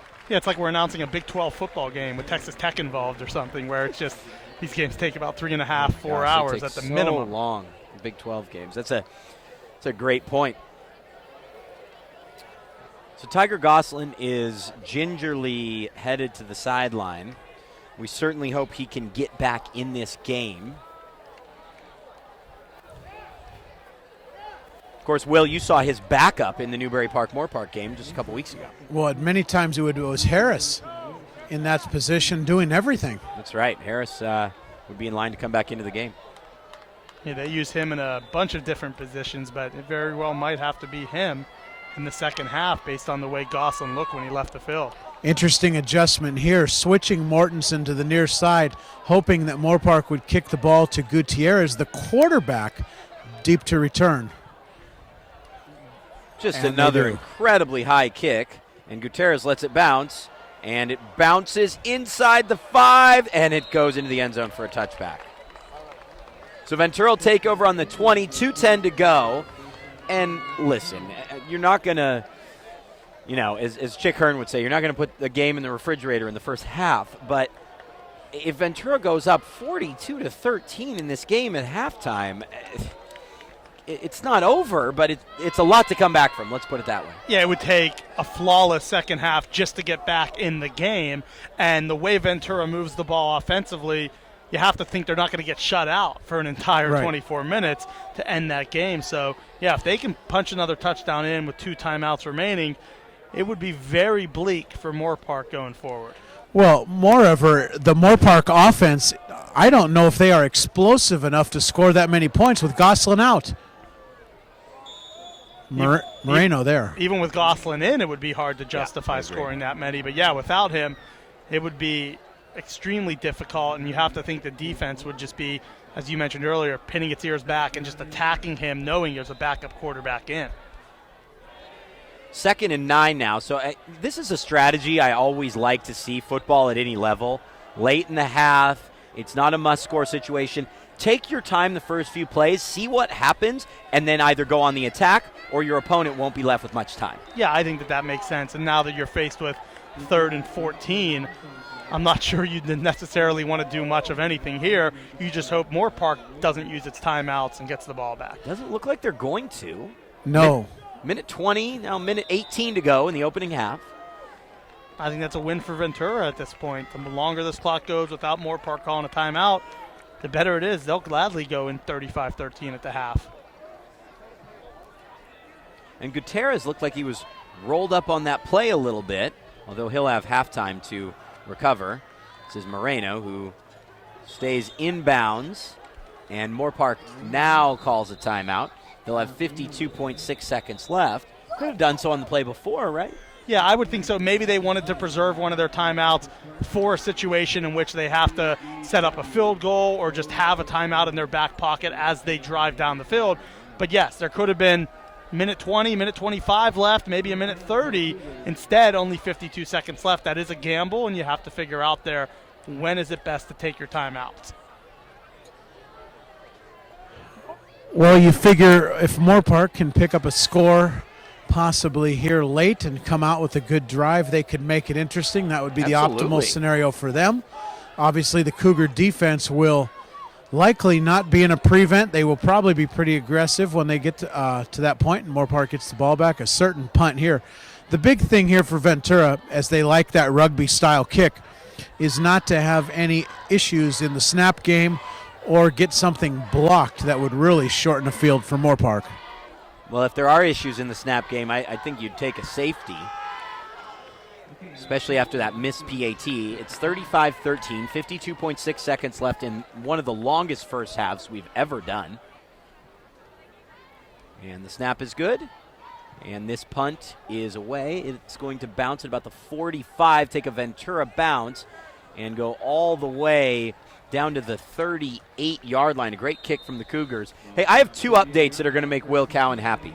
Number 1, Pacifica leads Linfield Christian 42-19 at halftime. Thomas Duckett has 170 rush yards and 4 touchdowns. That, of course, your one-time school. This one will make you even more happy. Westlake trails Arroyo Grande 21-14, and Tony Henney just got an unsportsmanlike conduct penalty late in the first half. That sounds like Coach Henney, doesn't it? Why would I be happy about that? You guys always are talking to each other like constantly That's a good on point. the sideline. Well, that's a good point. Like we you converse. engage in conversation with him in the middle of the game. Well, yeah, sometimes I got to wonder what he was thinking, and most of the time he's spot on with his answer. Oh, man. He's the only head coach that, like, explains his play calls to the reporter. Not the average bear on the sideline. Yeah, that's true. A little bit different. Called a play here or there over the years. So Jeremy Harris is in at the quarterback position, and that pass is incomplete. 37.3 to go in this first half.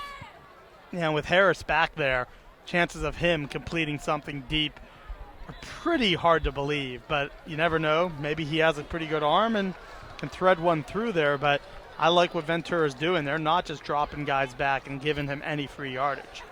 They're bringing the heat. Here's Harris, rushed by Gooding. Harris just puts that up, and Bentley Hanshaw got a hand on it, and it was knocked away by the Cougars. Good defensive play. That brings up 3rd down and 10, 28.5 remaining in this half. Great defensive play in terms of recovery. Hanshaw was open for a second. Not a terrible throw to just put some air under it and let your big tight end come up and make the catch, but good close by the safety there coming over and making the play on the ball. Instead of a 20, 25-yard completion, it's incomplete, and now 3rd and 10. Now if you're Coach Garcia, Do you consider a timeout on 4th down to work a last-second drive and possibly a field goal situation here? You don't have a ton of time, though, Will. You're only going to have about 15 seconds when you get the ball back. Yeah, I wouldn't probably risk any sort of turnover in terms of special teams either. They might not have to. That pass very well could have been intercepted. And it's 4th down with 21.6 seconds left, and Moorpark will punt. I think the smart play would be, assuming there's not a great punt return here, hand it off to Mortensen, see if he can break one. If he doesn't, you go to the half up 22. If he does, maybe it's 6 points, or you're up all the way close to field goal range, because we've seen him now twice tonight bust one deep into Moorpark territory. One was a touchdown, the other one down inside 10. So that would probably be my strategy, assuming this isn't a great punt return. VCS Preps, at VCS Preps, I should say, Lauren Ledeen says on Twitter that Tiger Gosselin re-injured the ankle that has bothered him this year, and his status is unknown. Moorpark gets the punt away. Cougars get away from it, and Moorpark downs that at the 25. I think Ventura will take over from there. With 13 seconds left, they'll probably just take a knee and take this to halftime. You would think. I'd say hand it off to Mortensen and at least see what he's capable Yeah, of. you never know. We'll have to check his yardage total at halftime. I'm racking my brain, Will, to try and think of what the all-time single-game rushing record is for Ventura. I don't think Ebel cracked about 450, and Mortensen, with those 2 carries alone, ran for 173 yards. He has to be over 250 tonight. Yeah, we'll have to get a look at a program, Yeah. but Ebel was well into the 4s, I'm sure. A couple times into the 4s, but I don't think he broke 450 ever. No. I remember the first game of that season. We went out to Simi Valley. It was an away game. He had 11 carries for 330 yards, and you're like, okay, this guy's averaging 30 yards a carry. Yeah, he was tough to bring down. Of course, Ventura, the running back on the CIF championship team in 2000, he set the record for most rushing yards in a season at the high school level. Not sure if that still stands today. We'll do some research at halftime. That brings the first half to a close. The explosive plays for the Cougars have put them well in front. They lead the Moorpark Musketeers 35-13 on the VCS Preps Game of the Week, brought to you by the Ventura County Star. We will be back in about 15 minutes with the second half.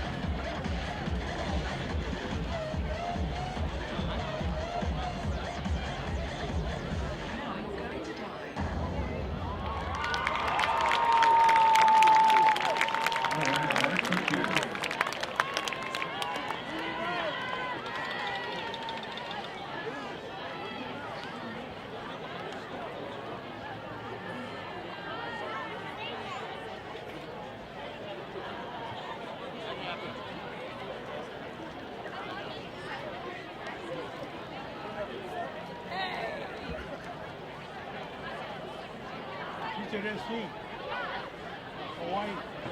Hawaii's played at SC tomorrow. Laura. Yeah. Hawaii's played at SC. Girls.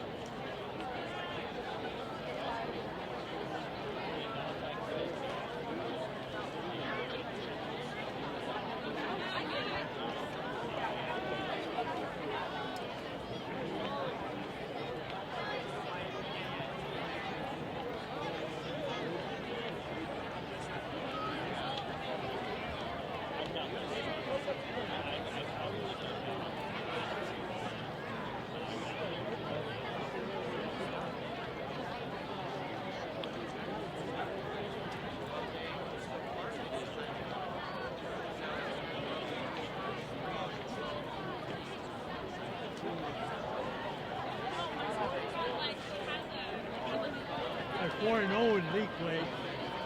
I think they've lost 2.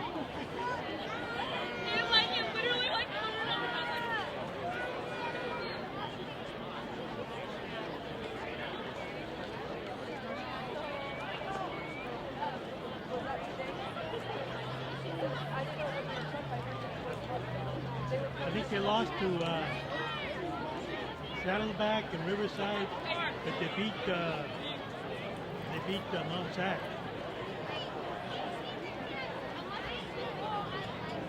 Huh? Saddleback. But if they win tomorrow, they'll play Riverside.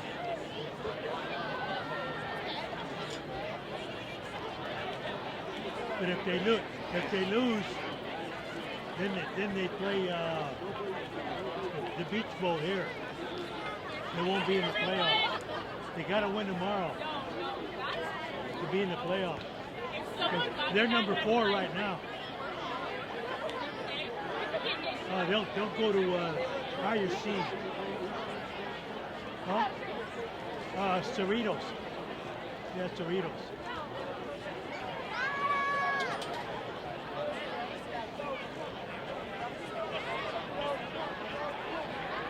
You can go tomorrow in the afternoon, see the Ventura High girls volleyball, then tomorrow night, the Cerritos watch the Pirates. Spend all day down there.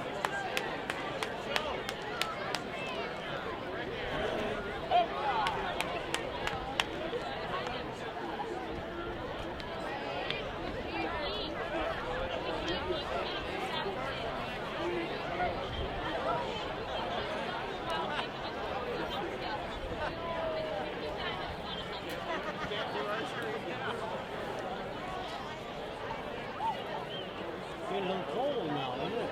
Yeah.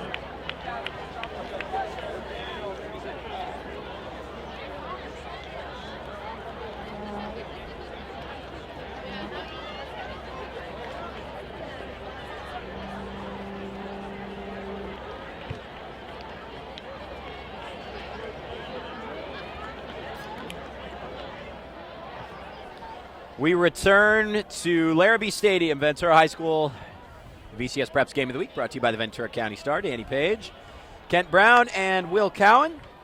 Jack Gutierrez warming up right in front of Coach Cowan. How does he look, Will?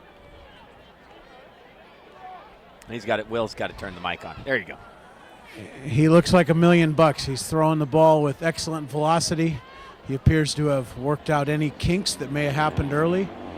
And he is dead focused right now on a second-round playoff game, which is in their sights if they can have a clean half offensively. First drive is really important, Kent, defensively for Ventura, but more important offensively for Moorpark. If Moorpark doesn't score here, this game's going to get out of hand. Down 22, knowing the fact that your defense has not consistently stopped Ventura much all night, you need points. And you also need some turnovers this half. So it doesn't just work with your offense. Your defense has to find a way to not only get stops, force a turnover or two, get short fields, and hope that your team can battle back in this. The 22-point deficit is tough, but if you can get the next two scores, and they're both touchdowns, and you get within 8 or within 9 or somewhere in that frame, all of a sudden you're in this game probably until the end. But if Ventura scores anytime soon, you're in some real trouble. Yeah, and we talked about it a lot last week, late in the Oxnard Pacifica game. Hey, if you go score, stop, score in high school football, anything's possible, right? If you're able to score a couple quick touchdowns, and that's what Moorpark will hope to do. We've seen every type of kickoff from the Cougars. Here goes Zane Pope again, and Zane Pope has another opening. Now he cuts back at the 30, and he's tackled down there. And our clock is, as we've said, it's on the fritz tonight, unfortunately. So we will keep you posted time-wise. 11:52 to go here in the third quarter. And not the best of field position for Moorpark. They've been very good on those kickoffs all night. But you mentioned it, Danny. They're trying it to the right side, the left side, short kicks, everything you can do to try to limit the return game for Moorpark. The last 2 times it's worked pretty well, but up until then it had been a struggle. But now Moorpark takes over. They're going to have a long field down 22. And I don't know if it's either Gosselin or if they're going to have to go with the backup Harris for the rest of this game. And now here's a carry from Booth Fortier, who is just about to break past midfield. A shoestring tackle at the 47-yard line and a first down for Moorpark. Tiger Gosselin is not in the game. Yeah, still Harris in there, and that changes things so much because you have a backup quarterback that's an athlete. He's your return man, your do-it-all player, and now he needs to be the signal caller here for the final 24 minutes. That does make things much more difficult. That pass is complete. It helps when you have a target like Hanshaw. I will say this, Jack Gutierrez is that same type of player, the main difference being that this is his 11th game as a starter. And Harris, only with, I believe, the one start under his belt. Yeah, that changes everything because confidence, maybe Harris can settle in. And for Moorpark's sake, you hope he settles in very quickly. But that experience, the 10 starts prior to this, makes a huge difference. Fumble on second down, recovered by Harris. Will, what were your thoughts that you saw from Harris in a late penalty flag, potentially for piling on the quarterback? Sorry, the thoughts on Harris. He, when we saw him previously, a couple weeks ago, who was just tenacious, running 5, 6, 7, 8-yard chunks, putting the team on his shoulders. He really does everything in that Moorpark offense, regardless of position. Personal foul, blow to the head against Ventura. That'll make the Moorpark fans happy.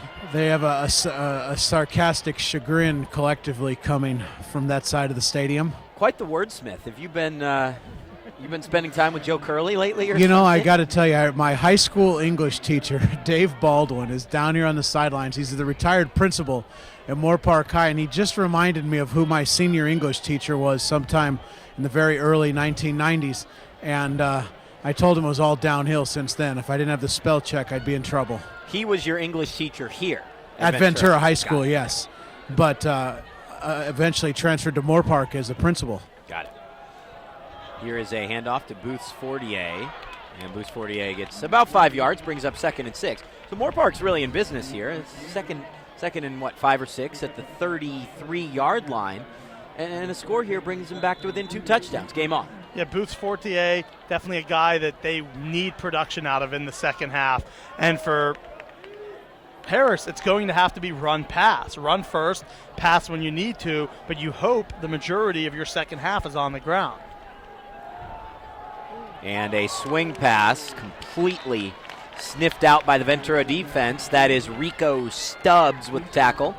That's a 3-yard loss, brings up 3rd down and 8. Great execution. Stubbs was about 9 yards off the ball and came flying up into that out zone of the defense. The great reaction there from Stubbs. Now he's rolled up here into the flat and to the near side. That's one thing Moorpark's done, by the way, is they've had a nice gain on 1st down, then they've worked backward on 2nd down in a couple instances.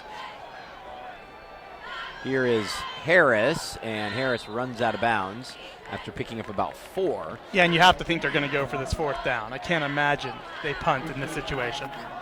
No, it's almost a no-brainer. It's just a little bit out of field goal range, too close to punt. You've got to try to throw the ball toward the sticks. You can't really fault Harris for running out of bounds there, being that he's probably the only quarterback in the program left in uniform. You have to feel like the game is on the line for Moorpark, even though it is so early. 9:41 to go in the 3rd quarter. Harris throws. That is complete and fighting his way right to the 1st down marker. They're marking him short. I think on the near side they gave him the spot, Kent, don't you think? No, I think you're right. That is short. Great call. Great awareness from that Cougar secondary to wrap up in that situation. Yeah, and that's a big target as well. He catches it nearly at the sticks, decides, goes back, and then Ventura wraps up, and probably by the length of a football, he was short. And what a stand, Danny. As you mentioned, almost a must score in this situation. Instead, Ventura takes over, pretty good field position, and they needed 6. They picked up about 5 and maybe 2 feet and a half of a football, but not enough to get that 1st down. Great awareness, as you said, Will, to stop the Musketeers short of the 1st down marker. Yep, Mortensen back in the pistol, expecting to be the traditional stretch run from the Cougars. There it is. And hard to stop. Yeah, Mortensen picks up about 5 yards, and the Cougars are certainly content to run this type of offense, I would think, throughout this second half instead of that lightning strike attack. Oh, another wholesale substitution here, going to the spread package. Yeah, and up 22, you're right. The time is as much an enemy as anything else, and if you can run the football, you can pick up positive yardage, especially 5 yards a pop. There's no reason to put the ball in the air a whole lot. Except they do, throwing deep for Thompson. Thompson goes up and makes the play. Gutierrez has his hands on his helmet like, what on earth did I do? He threw the ball so far behind Thompson, but it's complete anyway. Well, maybe that's a reason. I guess there are reasons to throw the ball. If you're going to complete it for 25 yards downfield, then I understand it. Yeah, that ball was in the air too long to be considered a back shoulder throw. Mortensen does pick up a few yards there before getting driven backwards. Perfectly executed, though, on the play before, Will. They faked the screen pass and then brought the corner up closer to the line and then just threw to Thompson. Yep, good call, no question. They've thrown that screen many times over the years in that situation. Musketeers were ready for it. Now a trips formation of quad, actually. Here's the Yeah. sprint out pass. And it'll be an underneath screen for Gooding, and Gooding is crushed. Dangerous pass. And a late penalty flag. Uh-oh. I think we know who that's going against. Yeah, and Gooding. But then Gooding kind of showing it off. He could have had a flag, too, when he pointed in a celebratory manner that it was against Moorpark. That could have been a penalty on Gooding, but it is against Moorpark, 15 yards. And Gooding, Tim Lenz can't believe it. Gooding's got some personality to him. There's no question. It's a bit of a showman, but this quad formation's interesting. The Cougars have showed the sprint out pass all night from it, then coming back to a screen. Moorpark not fooled. Moreno now checks into the backfield. The winds have picked up. It's a little breezy down here on the field now. Well, Ventura now down to the 30-yard line, 1st and 10 for the Cougars. That is now 4 personal foul post-play penalties by the Musketeers, second quarter onward so far. Just brutal. Gutierrez, penalty flag down. He will run the ball, cuts back, falls to the ground, and yeah, it's in the backfield. One would think it was a holding call. That it is. And the Cougars will be back 10 yards from the spot of the foul. Just to keep you posted what's going on in other games, Newberry Park's season may be coming to a close. They trail Edison 35-17 in the third quarter. St. Bonaventure's looks like it potentially is as well. They're down 49-27 now with 3 minutes left in the third quarter. Santa Paula leads Pacific at halftime 28. That is Pacific, not Pacifica. 28-24. Calabasas up 42-14. Agoura 24-13 leaders over Santa Barbara. Fillmore's season is, for all intents and purposes, done. They're trailing 42-3. And that is what I have for you. Oaks Christian trailing at halftime. They trail La Habra, 21-14. Rio Mesa on top of San Dimas, 21-0. And yeah, that's what I got for you guys. 21-14 Arroyo Grande over Wesley at the half. That holding call was clearly deep in the backfield, 7 yards deep, and Ventura's looking at a 1st down and 27 with 8:07 to go. Yeah, it's one way to hurt your chances of scoring and trying to put this game away is committing a penalty in your own backfield with a 17-yard loss, but now it's up to Moorpark to try to stop him. Moreno will carry, and he gets about a yard. You almost feel like Moorpark has to force 1, if not 2 turnovers, Will, right? Because I just don't know how offensively you're going to put up 22-plus points and stop Ventura every time unless you're finding a way to force some turnovers. Yeah, that's sudden change. We've talked about it several times tonight. They're going to need a big play, either an interception, a fumble recovery, or some sort of big play in the kicking game to swing the tables here. Moreno carries again, gets to the 41-yard line, and another late penalty flag. Who's this one going against? Thrown right in the middle of that scrum, so I think it's against Moorpark. It's either a hold or a face mask. We'll see what they come up with here. Oh, boy. Oh, my gosh. Another Helmet blow to to the helmet. head penalty. Yep, helmet-to-helmet contact. Coach Linz beside himself at this point. It's almost hard to look over and see his reaction, right? Like, he just is infuriated, and understandably so. That is 5, by my count unofficially, 5 personal foul penalties against Moorpark just in the last quarter and a half. Not an automatic 1st down in high school. 2nd down and 5. I think it should be 3rd down. Because if it's a dead ball, or I guess it was during the play. Play. Okay, 2nd and 5. Gutierrez throws it over the top to Gooding. Gooding is pummeled. nice grab, though. He held on to that. Yeah, what a catch. Now it'll be 1st and goal for the fullback to just streak down the field untouched, but normally fullbacks don't hold on to those. That time's Gooding. I know he showboated a little bit a few plays ago. Well, that time he's earned a little bit of celebration because what a catch. He's not the average fullback. He's a hybrid tight end that lines up all over the field. Is that really an H-back in this day and age? He pretty good athlete to have in that position. It'll be Mortensen again. Mortensen is turned back by a trio of Musketeers. He loses a couple yards on the play. Look what we are seeing here. The clock is winding down. 6 minutes, 40 seconds left. This possession has taken up a significant amount of time, and that's where Ventura wants to be. They want points, but they also want to try to milk 4, 5, 6 minutes off the clock as well. Yeah, it seems like we're creating these scenarios for Moorpark to stay in this game, but if you're down 42-13 with your backup quarterback and 4 minutes left in the third quarter, that's a lot to come back from. Gutierrez sprints out, cuts back inside the 10, dives for the end zone. He loses the football. Wow. And let's see what the ref says. It is a touchback. It looked like he lost the ball on the way into the end zone, according to the official. I thought it was a touchdown. He tried to stretch that ball over the goal line, must have lost it right before he touched that goal line. Possession was not there, recovered in the end zone. And we said it, they need one of these turnovers.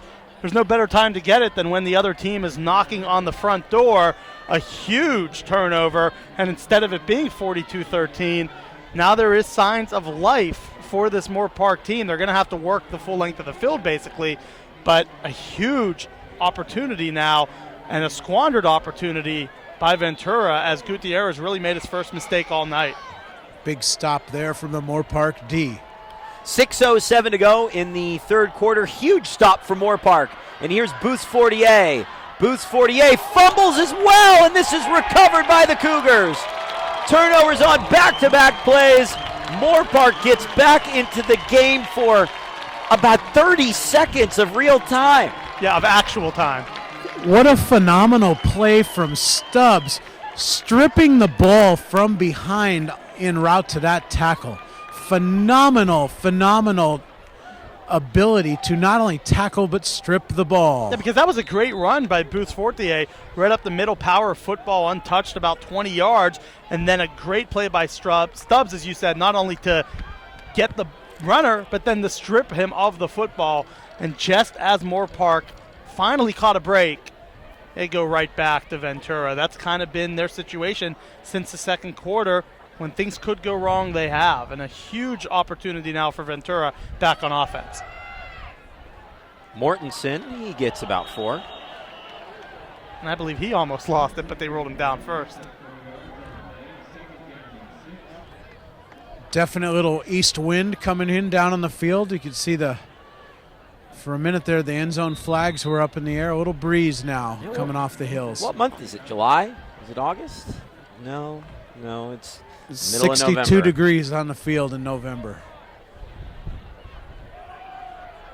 Other parts of the country, it's half that temperature in the middle of the day. Yeah, definitely No could be question. a lot colder in other parts of the country. Here in Southern California, weather's pretty nice. You definitely, when you live here long enough, and I've lived here for 5 years now, sometimes I feel bad when I'm like, oh, it's kind of cold, and it's like 60, 55, maybe 70 at certain times. And then I'm thinking, well, back home it's probably, in Pittsburgh, it's probably like 15 or 10 or 12. It's just, it's You miss nice it? here.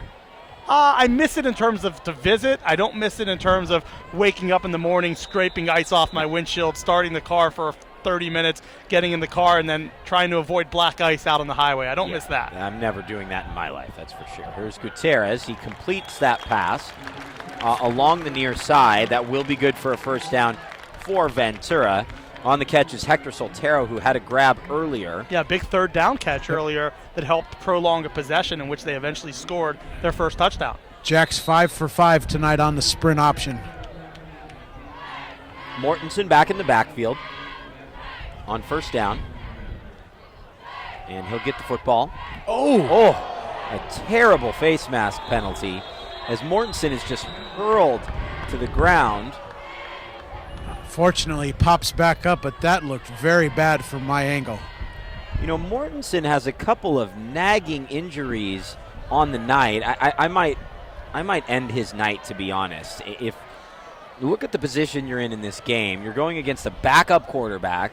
There's 16 plus minutes left. You're dominating this football game. I really don't think you need him on the field. Did you guys catch that? Did they decline it? No. Offsetting penalties. There was a late holding penalty on the offensive line. I think they will repeat first down. Wow. Yeah, That was a really bad penalty. and I'm with you, Danny. I feel like See, to me, Don't that put him in.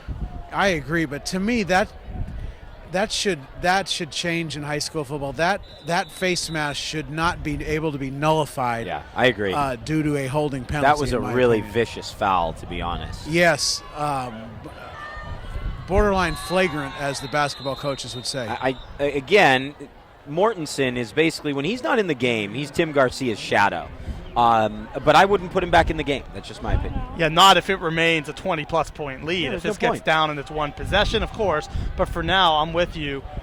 It's just no risk. He's banged up. He's walking around a bit gingerly on the sidelines after every big tackle. And after that play, it's almost like a warning sign, hey, let's not play this guy unless you need to. And clearly he wants to be out there.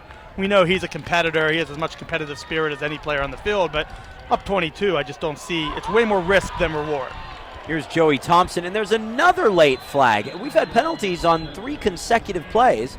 Let's see what this one goes for. Seems like 10 consecutive plays. Yeah, this is getting ugly.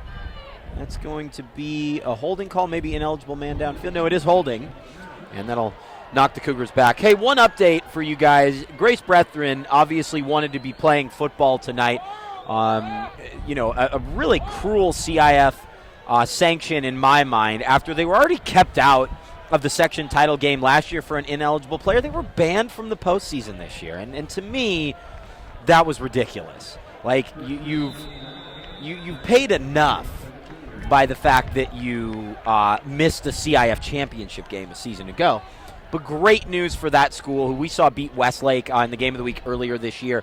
Girls volleyball sweeps Catella to win a CIF Southern Section championship tonight. So congrats to Grace on that win. Speaking of volleyball, the Cougars will be in action tomorrow at 2 o'clock out at Cerritos College in their first CIF championship appearance. Yeah, everyone here at Ventura, you'd think it's okay. It's, playoff season, football, everybody's pumped up. No, they are excited about volleyball. They beat the #1 team in the country, wasn't it, Will? Yep. Archbishop Mitty a couple weeks ago. In that Santa Barbara tournament right before the postseason.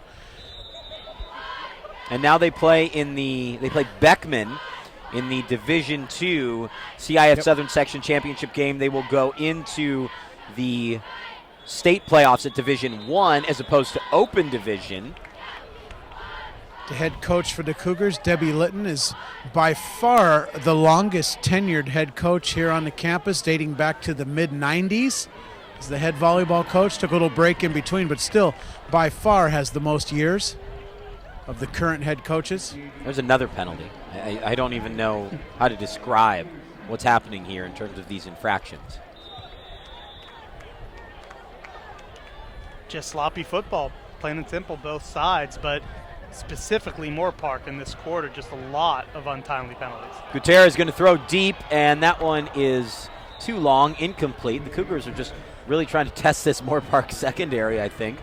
Brings up 3rd down and 24. Or maybe they're thinking throw it deep, hope for a pass interference, pick up 15 and make it a much shorter 2nd down to work with. That's certainly the way penalties have been thrown here in this quarter. You have to think one of these deep passes, there might be a penalty flag. Jake Kaplinski has hit Jason Heller for a 52-yard touchdown for Westlake. They're down by 7 to Arroyo Grande. Here's Mortensen on 3rd down, and he gets to the 39-yard line, and Ventura will likely punt. With 3:16 to go in the 3rd quarter of play, we'll do our best to give you time in addition to down and distance as this game marches towards the 4th period. For the first time in a while, the clock continues to run after a snap in this series. Yeah, right. There wasn't a penalty. We did a penalty or an incomplete pass. We had a stretch there of... so much for that, Will. My bad. Ventura uses a timeout. You spoke too soon, man. They heard you.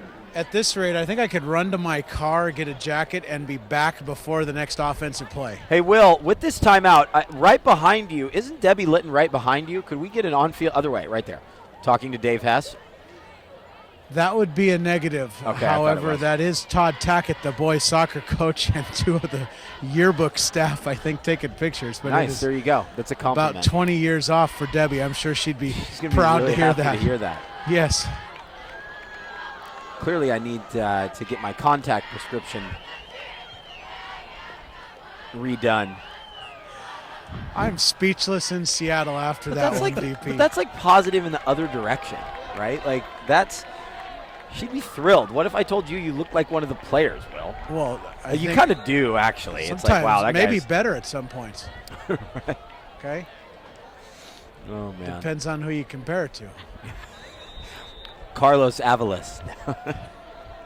He has future scholarships ahead if he keeps working on his body and everything else he needs to as a sophomore. He's an impressive. I don't think Will was ever that big. Actually, Will was. Will is an incredible looking guy these days. What's been your secret over the years, Will? Just walking? Yeah, a lot of people have asked that question when you basically lose half of yourself, and it's a combination of walks, an hour or so in the gym, and really just kind of being aware of what goes in the body. Ultimately, the sugar is the thing you have to cut back on. There's no real secret, but 3 walks and 3 gym workouts a week, and I'm good to go. Yeah, man, you look great, and it's good to hear that from people, right? I remember about 2 years ago, you and I went to Arts Corner Cafe, and we both ordered salads, and it was like, yeah, something wrong with us here. Yeah, that's a sad day when you go to Arts and not have the chili verde or burger to that effect. Brandon Gooding with a big tackle, clock running, 2:40 to go in the third quarter. It is 35-13. Is that the omelet? Is that the chili verde omelet? That's one way to go there. And sometimes they have the corner potatoes Oh, or they yeah. smother the potatoes with the chili verde, and then they dump a couple of fried eggs and cheese on top of it. Yeah, big time. Art is the man down there on Santa Cruz and Thompson. One of the many great local breakfast joints in Ventura. This looks like an interference penalty coming against the Cougars. Of course it is. 15-yard penalty, and Moorpark, they're getting a little bit of help here. The offense has just been a bit dysfunctional. Yeah, Daniel Vargas just basically picked the receiver there, did not realize the ball was coming. And you mentioned how you want to maybe keep Brock Mortensen out. Will, if you were the coach right now, you guys are up 22 points late in the third quarter, would you think about moving Gutierrez away from defense and putting someone else in, knowing how valuable he is on offense? Because I think it is kind of a risk to even have him out there defensively at this point. Yeah, it's interesting. It's a good point. Any other position but either free safety or left corner, those are pretty safe for most things, the way the Cougars play that zone defense. But certainly in the fourth quarter, I would have them on the ice bath. 2:11 left in the third quarter. The game just feels like it's a formality from here, but at the same time, if Moorpark scores again, you have no idea where this thing can go. Harris gets away, has a wide open man downfield. That's caught by Moorpark. Inside the 20-yard line, down at the 15. Huge gain for the Musketeers, and as I said, they score a touchdown. 54 yards on that. You never know. They could be right back in this contest. Dangerous in that two-deep defense the Cougars play on a scramble. Sometimes the cornerbacks can get sucked up, which is what we saw there, and the ball went over the top. Now keep an eye on Hanshaw. He's lined up right as the closest receiver to your screen, one-on-one. Harris sprints left, and the receiver is hit very hard after about a 1-yard gain. Cougar defense has looked really solid tonight, even when Gosselin was in the game. They have a couple errors on the deep ball up the sideline. Yep. Beyond that, they have been stellar. The front six with McDermott and company, that is a tough deal to penetrate. Now you can see the deep pass coverage set up here on second long.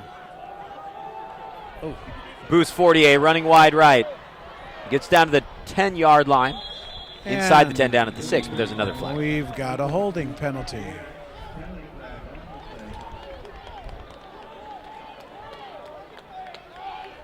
Wow. Yeah, just one step forward, 2 steps back, seemingly for Moorpark every time here in this quarter. And really since the second quarter, that's been what's happened. But Ventura's just sitting here in this game saying, hey, we dare you to come back. They're giving him plenty of opportunities to get back in the contest.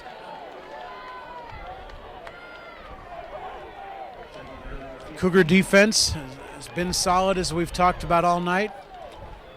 Playing a lot of zone coverage, trying to force Moorpark to throw the ball in a lot of tight windows thus far. 2nd and 16 after the penalty. Harris sprinting wide to the left. Nice little completion, actually about 13 yards. And nice throw moving across Excellent. his body there for the backup quarterback. That was nice zip, getting that. What he pick up about 14 there. Yep, making it a very manageable 3rd down. Harris did that a couple times against Newbury Park a couple weeks ago. Very able at the quarterback. It's just he gets into trouble in these tight red zone situations. We'll see here if this isn't Fortier's time. 3rd down and 2. It is. They call number 40, and Fortier I think he's slightly about a half short. yard short. Yeah, it looks to That be is 4th down. about a foot short. Not a bad effort, though. Nope, great effort. Got to give it to him again here, you would think, or Harris. Now, we saw some Harris Wildcat keepers a couple weeks ago. We'll see if that might be an option here. If not, this will certainly be a Fortier handoff. 4th and inches. Probably a measurement here. If I was Moorpark, I would certainly want one. Yeah, makes sense. Yep. Plus, you get a free timeout here as it's under a minute left in the 3rd quarter. Absolutely. 36.1 seconds to go. It is 35-13 Ventura. The Cougars have moved the ball a ton in this half on their own, and also, by virtue of some Moorpark penalties. Some means a lot, but still, it's a 22-point game. It's not over. As you said, score, stop, and score. That's a must. And even though they had the 1 turnover forced, they gave it right back. They need to keep defensively. And there's our boy Avalos coming in here on the 4th and inches. Yeah, they're bringing the beef in here. No question. He is just the unquestionable favorite player, maybe in all of county high school football, as a sophomore in Carlos Avalos. He just has a great attitude. He's a big boy that blocks at the fullback spot. Well, we'll see now if he can cause some penetration At the nose to tackle. Fortier. Harris will carry, and Harris is held back. I think he got it with his 2nd push, though. Yeah, he definitely did. Yeah. 1st down, Moorpark. It will be 1st and goal from the 5-yard line, 31 seconds to go in the 3rd quarter. Give the assist to Fortier there with the bush push, as the Trojan fans know about. I've never heard of that. You can't bring it up with these two up in the booth right now, man. On opposite sides of that rivalry. Oh, that's still one. It's a great game, but it left me in tears. Yeah, I felt the same way on January 4th, about 3 months later, so I got you. And the snap goes beyond Harris. He wasn't ready for it. He falls down on the 25-yard line. A loss of 20. Oh, my goodness. Yeah, you're right. He just did not expect the snap. It just went right by him, and fortunately, he was able to get the football. What a way to end the 3rd quarter. That Cougar defense is really fired up. Coach Garcia really imploring his guys to finish strong here defensively in the 4th quarter. So we'll take a break in between quarters here, and Kent, we've been updating you on scores throughout. Talk to us about the programming you're working on at the NFL Network these days. Yeah, there's a show starting every Saturday, starting about a month ago, called NFL Podcast Pick'em. You can find it on the NFL Network. It airs 3 times every Saturday, plus it's on NFL.com streaming once it hits Saturday. You can DVR it. It's on at 5:30 Pacific time in the morning, 8:30, and then at 10:30 at night. So check it out, NFL Podcast Pick'em. It's our 3 podcasts around the NFL, Dave Damashek football program, and Move the Sticks. They each pick every game each week in the NFL season, and they put on 30-minute show. We'd love for you guys to watch it, and that airs, again, 3 times every Saturday on the network. Awesome, man. Thank you. It sounds like you're having fun over there. So, good stuff. It's never bad talking football, as you know. Well, you do it very well. Yeah, well, it's something I've always had a passion for. I love it, and whether it's high school, college, pro football, you name it. If there was Olympic football, I'd be into that, although I think it'd be a bit one-sided. But it's just terrific. And now, just a week ago, I got to go up to Chicago and experience. I didn't get to go to a Cubs World Series game, but I was in Chicago as they had their first series game in Wrigley. It was a lot of fun. So just a great time. Fall and the winter. So many great sports going on in this month, in the next month. Absolutely. Here's a long 2nd and goal for Moorpark. And now it is 3rd and goal upcoming from the 39. 3rd and goal from the 39. That's something you see every day. Yeah, I can't think of the last time I've seen a scenario like this. Yeah, I said 1 step forward, 2 steps back. This time it's about 15 steps back. And you're just going to have to just throw it near the end zone and hope something. It's almost like a Hail Mary situation at this point for these next 2 downs. Clearly unfortunate that Harris was not ready for the second down snap, but on 3rd down, great job by that defense to get some pressure. 3rd and goal from the 39. I'm sorry. And Harris will run, and he'll be sacked. So that's 3 consecutive sacks. Will we see a punt on 4th and goal? we may very well. Might see a punt on 4th and goal in the 4th quarter. For no other reason, I would punt it just to not give Jack Gutierrez the ball back near midfield. Yeah, it would be very reasonable to punt it here. Coach, have you ever punted the ball on 4th and goal? Not that I can recall, but I've also never seen 17, 15-yard penalties in a half. That's true. It's a first for everything. 4th and goal, and Harris throws this incomplete. I think that throw was a good idea because you're just hoping for a PI call, basically. Or an interception. It ends up being like a long punt. Yeah. If he picks that off at the 10, it's kind of a win on that play in some facet. But great job by Ventura's defense, though, to get the stop, get good field position, and time is definitely not on the side of the Musketeers right now. And for as much as we've talked about both teams moving the ball, we've had a 0-0 half, as there just haven't been too much going on here in this 3rd and 4th quarter in terms of points.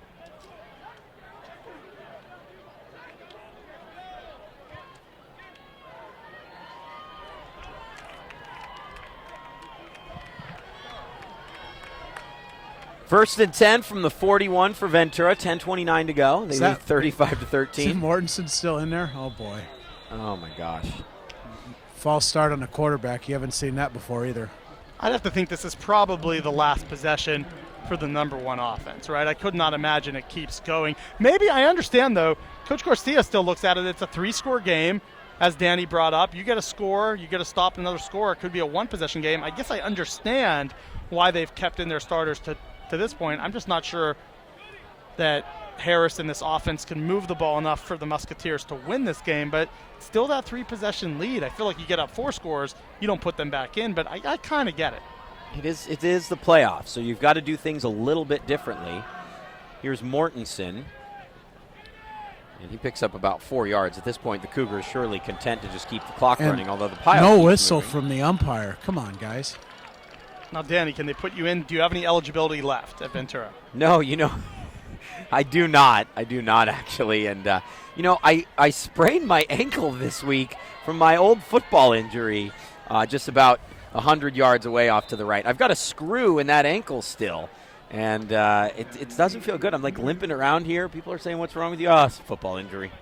Was it my fault that you got hurt? No. You just said shake it off, Paige, and my ankle was at like a 45-degree angle. Like I put my knees straight and my foot was at a 45-degree angle. Like it wasn't pretty. It was like, oh, get up, shake it off. I'm like, come on, man, really? Oops. I had surgery that day. 2-yard gain, 3rd down and 6. It's no wonder your dad's been mad at me all these years. I thought it was my breath. Oh, man, too funny.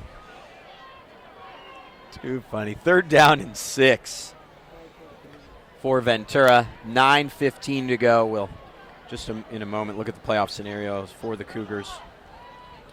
As long as they win, they know who their opponent is. And I'll tell you that in a moment. 3rd down and 6. Clock continuing to run inside of 9 minutes, and probably a delay of game penalty. It's 9:21 p.m. This has been just one of the longest.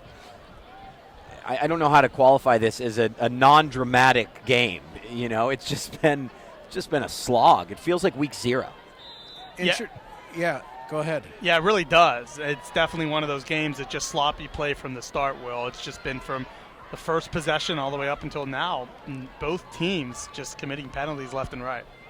Not sure where this officiating crew is from. I'm shocked the back judge did not give the 5-second warning to Jack. Jack was looking at the back judge for the 5-second warning, and it never came, and then came the penalty. So interesting there that the officials might be taking an early break as well in this contest. Not quite as bad as on the Monday night game. Did you see the Bills and Seahawks on Monday where the ref was over top of the snap as they're trying to get the field goal off, and at 0 he's still over top of the ball? It's like, you might want to back away after with 5 seconds to go. Yeah. That was a bad call. Still, that was not a penalty on Richard Sherman. I don't care what any of you say. Would agree. Reaches in his bag, pulls out the Seahawks hat. You would agree with me on that, Will? He touched the football. And there is oh my gosh, there's another penalty down. This feels like week 0. Capistrano Valley wins at home against Foothill, so Ventura, Ventura would host, correct? Yeah, Ventura hosts Capo. They won that coin toss, didn't they not? Just confirm that with Dave Hess. That is correct. Yeah. So Ventura would host Capistrano Valley. Who knows? We could be back here next week even, potentially. You never know. Yes, we could. You never know. I can tell you the teams that we will not be seeing next week. One of them is St. Bonaventure. The Seraphs lose to Murrieta Valley 63-34. A punt forthcoming for the Cougars on 4th and 11. 8:11 to go in this Division 5 playoff game. A bad snap, but somehow Ventura gets it away. Great punt. I mean, the way the ball just bounced along the ground, it was like a stone skipping across a pond, and eventually gets down to the 19-yard line. Here is a potential destination for us next week, I would say, is Westlake, trailing 31-28 at Arroyo Grande. They've just recovered a fumble with 7 minutes left. Remember, this is a team that going into the game against St. Bonaventure was, 1-6, if I'm not mistaken, and then they go and beat St. Bonnie. They beat Camarillo. They're 3-7. They could win their first round game. Pass is incomplete. And it just brings up second down. That would be something. Yeah, it's a team that's peaking at the right time. And when you're 3-7, you've won a few games recently, you're going to feel like you're playing with no pressure, with nothing to lose. And sometimes those are the scariest teams you'd want to see in the postseason, is a team that almost feels like it's playing with house money. Rio Mesa 20-0 winners over San Dimas. Boy, we saw a pivotal game for the Spartans, didn't we, that win over Oxnard? Oxnard misses the playoffs.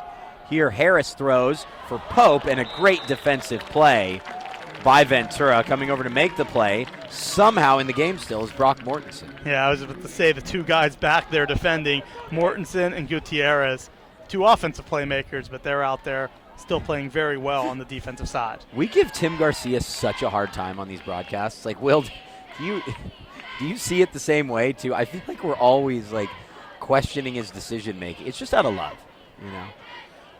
I think that's fair. Okay. We are certainly armchair quarterbacks on the VCS Preps game of the week.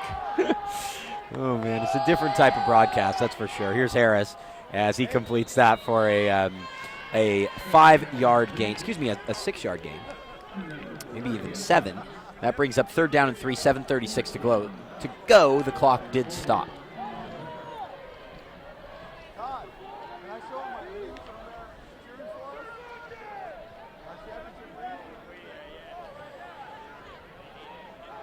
Crucial fourth down. Yeah, it's 4th down and 4 for Moorpark. And we've said it a couple times. You never know. This might be it. Harris throws near side, and he's just way overthrows it, and Ventura takes over on the 26-yard line. Well, you have to love the way this Ventura defense has played throughout tonight, though. They've done a great job of not only generating pressure, but on the edges. They haven't really allowed Moorpark all night, outside of that first play, to get a big gain on the outside. I've been very impressed, not only with the offense, but the Ventura defense has really stepped up big. The Ventura D has been very sound up the middle. Other than maybe a couple passes to Henshaw, they have been tough. They've forced Harris to throw the ball to the outside. Not his strength, certainly, as a running back by trade. And now the offense is back to work. The ball at the 26-yard line, 1st down. One Channel League team has already won tonight. Dos Pueblos 29-16 winners over Mission Prep. They're into the next round of the playoffs. On first down and 10, Mortensen will carry. Mortensen cuts that back, and he's wrestled to the ground. No penalty flags on the play. Normally you say that only after touchdowns. I think you have to say it after every play in the second half. 7:15 to go. Now just kill that clock. 7 minutes left.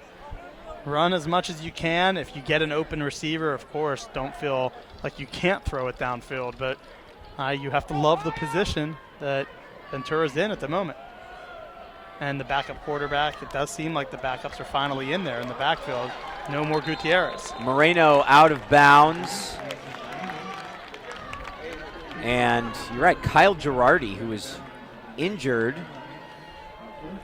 before this season officially started, is in at the quarterback position. Good for Kyle. He'll be the starter next year.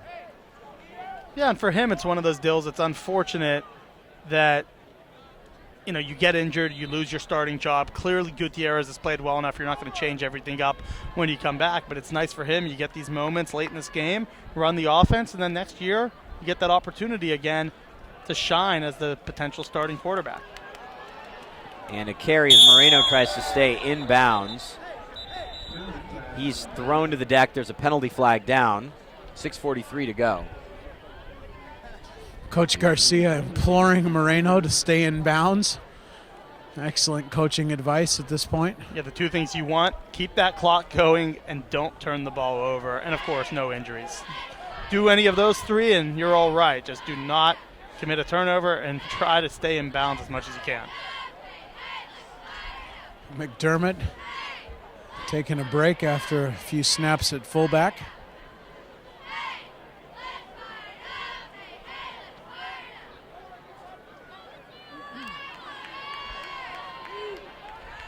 Who would have thought after all the penalties that they might be adding a bit more on after this play. So another penalty. From the spot of the foul. Well, we had 4th and goal from the 41 on one side. I guess they're trying to see what maybe Ventura can do on the other side. I doubt that we'll get that bad, but nonetheless, you're backed up all the way to 1st and 25. This is unbelievable, honestly. The number of infractions in this game. So Rio Mesa 20-0 winners. They play El Modena, who is the top seed in Division 8. And that should be a home game next Friday at Rio, so that one's in play. Good to see the Spartans back in the playoffs again. And good for them. Heading in a good direction. We had them a few weeks ago, the big win at Oxnard High. That was quite a game. Seems to have catapulted them. Yeah, it really has. And Oxnard is at home watching. They did not make the postseason, basically because of that game. Oh, without question. That would be the reason. The new structure, you are not guaranteed as a third-place team anymore. Clock running, 5:45 to go. Actually happened to Coach Mack at Crespi a year or two. Well, that league in that incarnation was just carnage, basically. I mean, you had two teams making the Pac-5 playoffs out of, Crespi, Alemany, Loyola. Notre Dame, I'm sure. Notre Dame's in there, and then there was one more. Yeah. I know Chaminade was in the Mission League at that time. Oh, I think it was Sarah. Yeah, that's who it was. Those are some good teams. Yeah. Girardi steps up in the pocket. Boy, he looks mobile. Like what we're seeing from this young man, although he should just slide down in bounds. And the clock continues to run. 5 minutes to go. Brings up 4th down and 22 yards to go for Ventura. What do they do? They just punt the ball? Gutierrez is going to field come goal. in. I think we're going field goal. I forgot that Rourke Rieman's here, and this is great practice for this exceptional kicker. Yeah, this might have to be a kicker at some point. You have to make a field goal like this to extend the lead or take the lead or win a game. So why not have him come out? This will be a 46-yard attempt, or I guess a 43-yard attempt it looks like. We'll see if he has it. Gutierrez to hold, and Garcia wants a timeout. He's going to ice himself, evidently. I think that's part of the plan, right? It's like I'm going to ice my own kicker so that he's ready to be iced in a future playoff game. I don't know. It's a weird way of doing it, but I guess maybe that is what's happening. Think about it. That could be genius to ice your own kicker. More than likely it was because there were 10 guys on the field.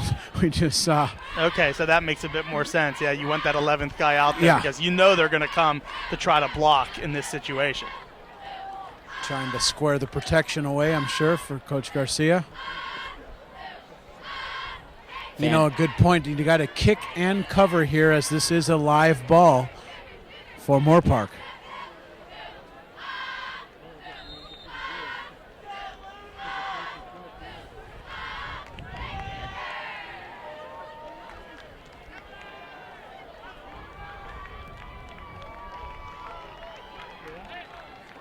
So a 43-yarder. Gutierrez will hold. He does everything. Free safety, quarterback, Kick returner, punt returner. punt returner, holder. Kickoff team. Yeah, he's a jack of all trades. Oh, wow, that was one of the best ones of the year. Rourke Riemann, bad snap, decent kick. Is it going to get there? No, it looks just short, and it is. That was a decent kick when you consider that the hold, well, the snap wasn't good. The hold was also not very effective, and it's still 35-13. Yeah, I like the opportunity there. You want to see if your kicker has the leg for that. Clearly the timing might have been slightly thrown off with the snap, but if that was 40 yards, you feel pretty good about it. You kind of know, and you can build your situations later in the postseason potentially based on that type of kick. In a game situation, it always means more than any practice.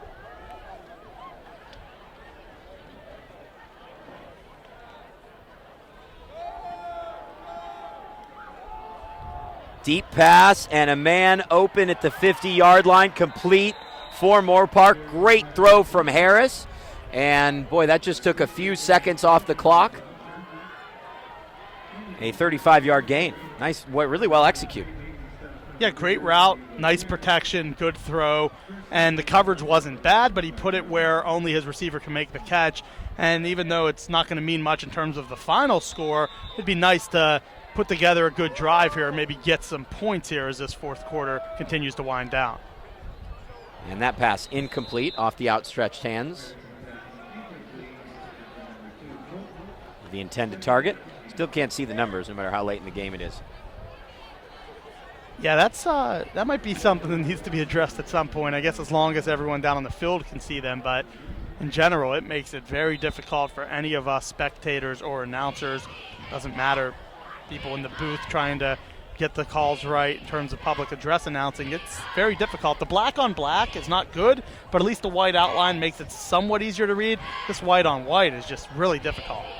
Here's a swing pass to Boost Fortier. Boost Fortier still on his feet. He gets about 9 yards. 3rd and 1, 3:45 to go.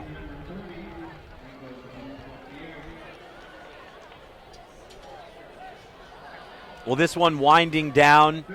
Remember, the Ventura County football teams are spread across a number of different divisions. So really, we don't even know what division we'll be covering next week.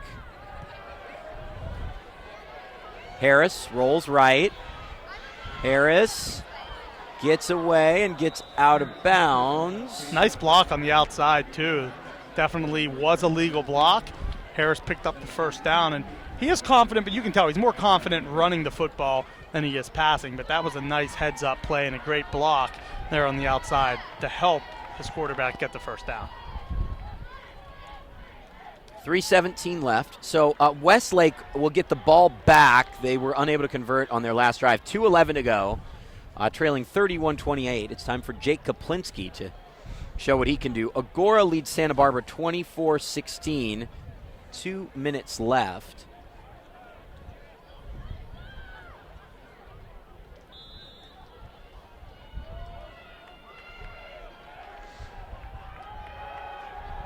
And Harris will, of course, go back to the air. Harris will be sacked. Great job not letting Harris get out of the way. And just, once again, it's just Ventura's defense, making plays when they need to. Moorpark, so many times tonight, has picked up 7 yards on first down, and then, as you said, what happens on second down? A loss of 4, a loss of 6. That's happened routinely here tonight, where second down has overwhelmingly gone to Ventura's defense instead of Moorpark's offense.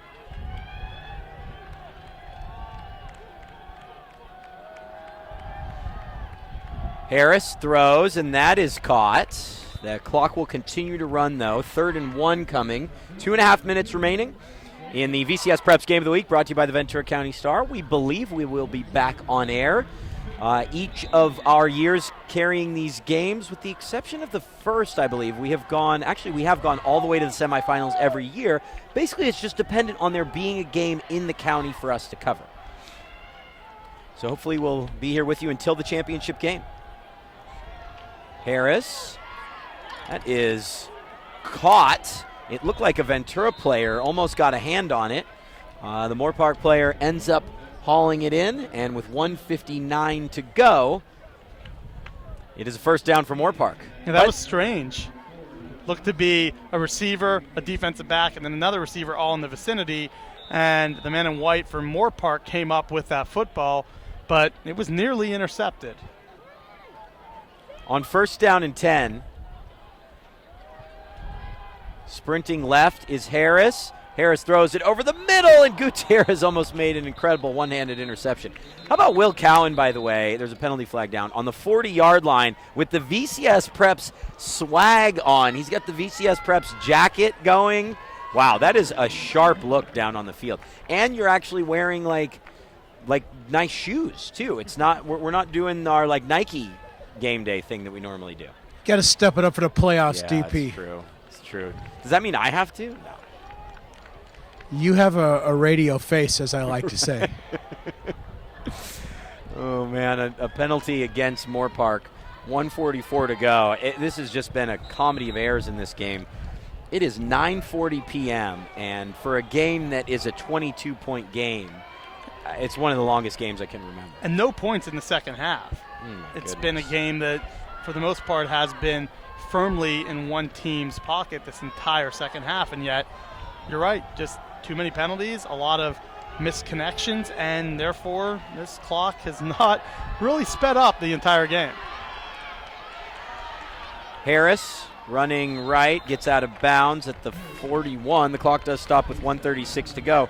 Unfortunately, Westlake's luck ran out. They are out. Moorpark leading Linfield Christian 63-41 with 5 minutes to go. Wait, who's leading? You said Moorpark? Pacifica. Thank you. Sorry. Pacifica leading Linfield Christian 63-41. Newberry Park trailing big 49-24 to Edison. Number of teams certainly going out tonight in Ventura County football. Harris completes that. It'll bring up a manageable, I don't know about manageable, but closer 4th down and 21 with 1:32 left. Yeah, they've had some wild third downs. 3rd and 39, 4th and 39, 3rd and 34. 4th and goal. 4th and goal from the 41. It was just, they've had their work cut out for them. 2nd and 3rd down have not been Moorpark's friend all night. Just got a text from Coach Litton, and she was very appreciative of your comparison to the young lady on the yearbook staff. Oh, my God. A couple decades That's younger. great. Well, good luck to the Cougars tomorrow. A chance to win a CIF championship for the first time in school history. Harris completes that. And the down marker on the field says 3rd. I believe that was 4th down. Well, I guess not. It is 4th down now. Clock continuing to run. 1 minute. And now the clock stopped as Moorpark took a timeout. They're assessing their opportunities, trying to get one big play here, and hopefully, for Moorpark's sake, try to put up some score as they round off this game. It has been an up-and-down season for Moorpark. They had that loss to Pacifica early, then they went on a long winning streak and dropped their final 2 games. You wonder where they would have been with a healthy Tiger Gosling. Yeah, that changes so much. An injured ankle, and then he went out in the second quarter, did not return. When your quarterback that has running ability goes down, that's a big loss. Or it limits you, at least, with a hurt ankle. Harris throws across his body, across the field. That is caught for a Moorpark touchdown with 47.3 seconds left. And the Musketeers will line up for an onside kick. Nice throw. Good throw by Harris. Nice awareness in the pocket. He was able to escape pressure, step up into his throw, and then find his receiver. That was clearly not his first target, and get what turns out to be a very lengthy 30-plus yard touchdown. So heads-up play by Harris there to find his receiver right at the goal line. We still have to get through this upcoming PAT before we can worry about the hands team. We'll see what adventures come here. Yeah, kicking has been a little bit of an adventure for Moorpark this evening. Finally, points scored in the second half. And a timeout for Moorpark. So we've had 2 timeouts on kicks. We've probably had 25 penalties in this half. We've had 4th and goal from the 41. We've had back-to-back fumbles on play. I mean, what? Ugh. A kickoff in every possible direction to keep it away from the opposition. This has just been dreadful. I hope Anthony's getting overtime tonight or something. You know, thanks to Anthony Placencia for the work that he always does as our producer, director, engineer. He does just about everything. He's like the equipment manager too. He ran that jacket down to Will Cowan in between quarters, ran up the stairs. So Clutch. Big thanks to Anthony for the work that he does. Wardrobe director. Yeah, wardrobe. Wardrobe director for our sideline announcer. Not as much for you. Not for us. No. We It was 74 degrees when I got out of my car, and it's dropped down now to a whole 61. Well, when we heard you start shivering in the third quarter, I think that's what tipped Anthony off, you know. A little breeze coming off the east canyon here. What can you say? He likes to take care of his talent. What a flattering comment that be. Oh, man. I didn't say you were talented. I just said talent. The talent. It was the yes. talent. It's a noun, not an adjective. Right. Oh, there are plenty of talented players on the field tonight, but really in this second half, it has been hard to look and say they're playing to their full potential. It has been a rough second half, guys. This just doesn't feel like playoff football. Fortunately for Ventura, though, first half, Brock Mortensen, what a first half, over 200 yards, multiple touchdowns, a bunch of long runs, and as you mentioned, just a great first half. And for the senior, he didn't want to go out at home in his final game and not show up. Now they have the chance next week here once again. But great first half performance. Second half has been rough. There's no way around that. But the first half was excellent overall. Offense, defense, you name it. Ventura shined, and it all was number 21 from start till finish in that first half was amazing. Here's the onside kick. We think. We really don't know. Really good onside kick, and the Ventura player is hit extremely hard. And a penalty flag probably against the Cougars. Nah, could be. Joey Thompson. Yep. I think he picked up the ball and kind of showed it to Moorpark. And another one's flying flag. now and Gooding. Oh, no. Or Mortensen might have just picked one up. Just get off the field, guys. Honestly, it's ridiculous. You have so much at stake. You never know, what can lead to a penalty or back-to-back penalties like we saw with Jay Constantine. Yeah, and this is also where guys can get hurt. It's towards the end of a game. They know the game's in hand, and now you have situations where there could be extracurriculars and it's just not worth it. You're right. Step away. We understand it was a hard tackle, but these unsportsmanlikes on both sides and so many penalties, it has really soured what could have been, a real special second half for Ventura. Has now been a second half in which you win, but you don't feel good about those last 24 minutes at all. No, it really saps your momentum going into the next game when you win a football game like this. It's been pretty awful. 47.3 seconds left. A comprehensive win for the Cougars, 35-19. The post-game interview, we're actually going to go with Mr. McDermott today. Cool. As we've already interviewed most of the offense this year, we're going to get an interesting perspective from the workhorse, the blue-collar side of the house, after the handshake.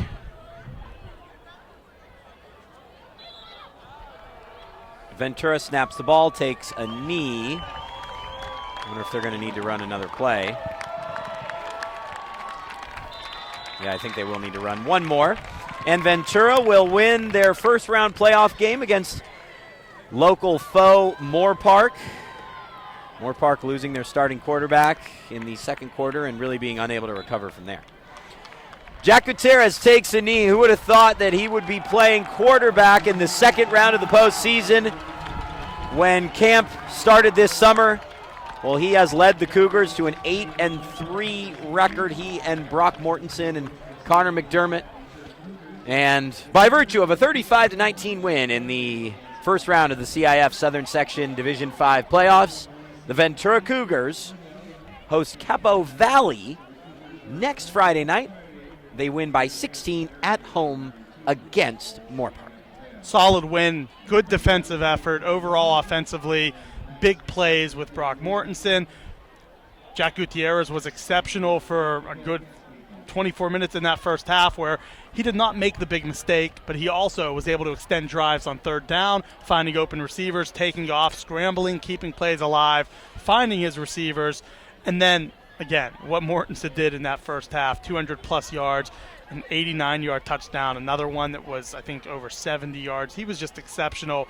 And even though the second half was sloppy, I think you have to hopefully, if you're Coach Garcia, forget about what happened in the second half, but you have to clean up the penalties, the mistakes, because tonight it didn't cost you. It could cost you in the future. And that's stuff that in the second round of the postseason will bite you, will end up costing you. And more importantly, you just shouldn't be doing that at this point. But first half, exceptional. Second half, not as much, but a great win for Ventura. Yeah, you just got to hit the reset button and pretty much forget about that third and fourth quarter. All right, Will is down on the field with the star linebacker for the Cougars, Connor McDermott. Will. We're moving to the blue-collar side of the house after interviewing the offense most of the year. Connor McDermott here. First, congratulations on a big CIF bounce-back win after last week. The really pivotal moment of the game started on that blocked field goal. Take us through the mentality there. A 7-7 game. What's going on in the huddle on defense to get those stops? Well, at that moment, my mindset was to hit the guy in front of me and block that field goal. That was my only mindset, and I did that. Excellent, leading to obviously an explosion from the offense, which you contribute to as well, blocking on the stretch play. Talk about the ability of Gutierrez tonight, especially in the sprint out, to move the ball on third down in the passing game. You know, our O-line really helped block for him, and I think because of that, he was able to do what he does, and he battled tonight. So did our O-line. The offensive line tremendous all year. Next week, a home game with Capistrano Valley heading this way. What do you go tell your team there on defense, obviously, to be ready for that second round game? Just like we did this week, our mindset was to be physical this entire week, and we did that. We came out here, we were physical. You did. Well, excellent luck to the Cougars moving forward in the playoffs, and best of luck to you. Thank you. Thanks. All right. Thanks, Will. We'll see you next week, big guy. And great work from Will Cowan, and thanks, Connor McDermott, for joining us as well. Who knows? We could even be back here next week, potentially a game against the number 2 seed. Thanks, Kent. Good night. Appreciate it. Absolutely. It's been a lot of fun and a huge win for Ventura. One way or another, we will likely see you next week in the second round, scattered across one of the many divisions here in CIF Southern Section football. Tonight, the Ventura Cougars roar to a 35-13 halftime lead. They go on to defeat the Moorpark Musketeers 35-19. They move on to the second round. For Anthony Placencia, our producer, Will Cowan down on the field, and Kent Brown with me in the booth. My name is Danny Page. Good night, Ventura County and beyond. We will see you next week.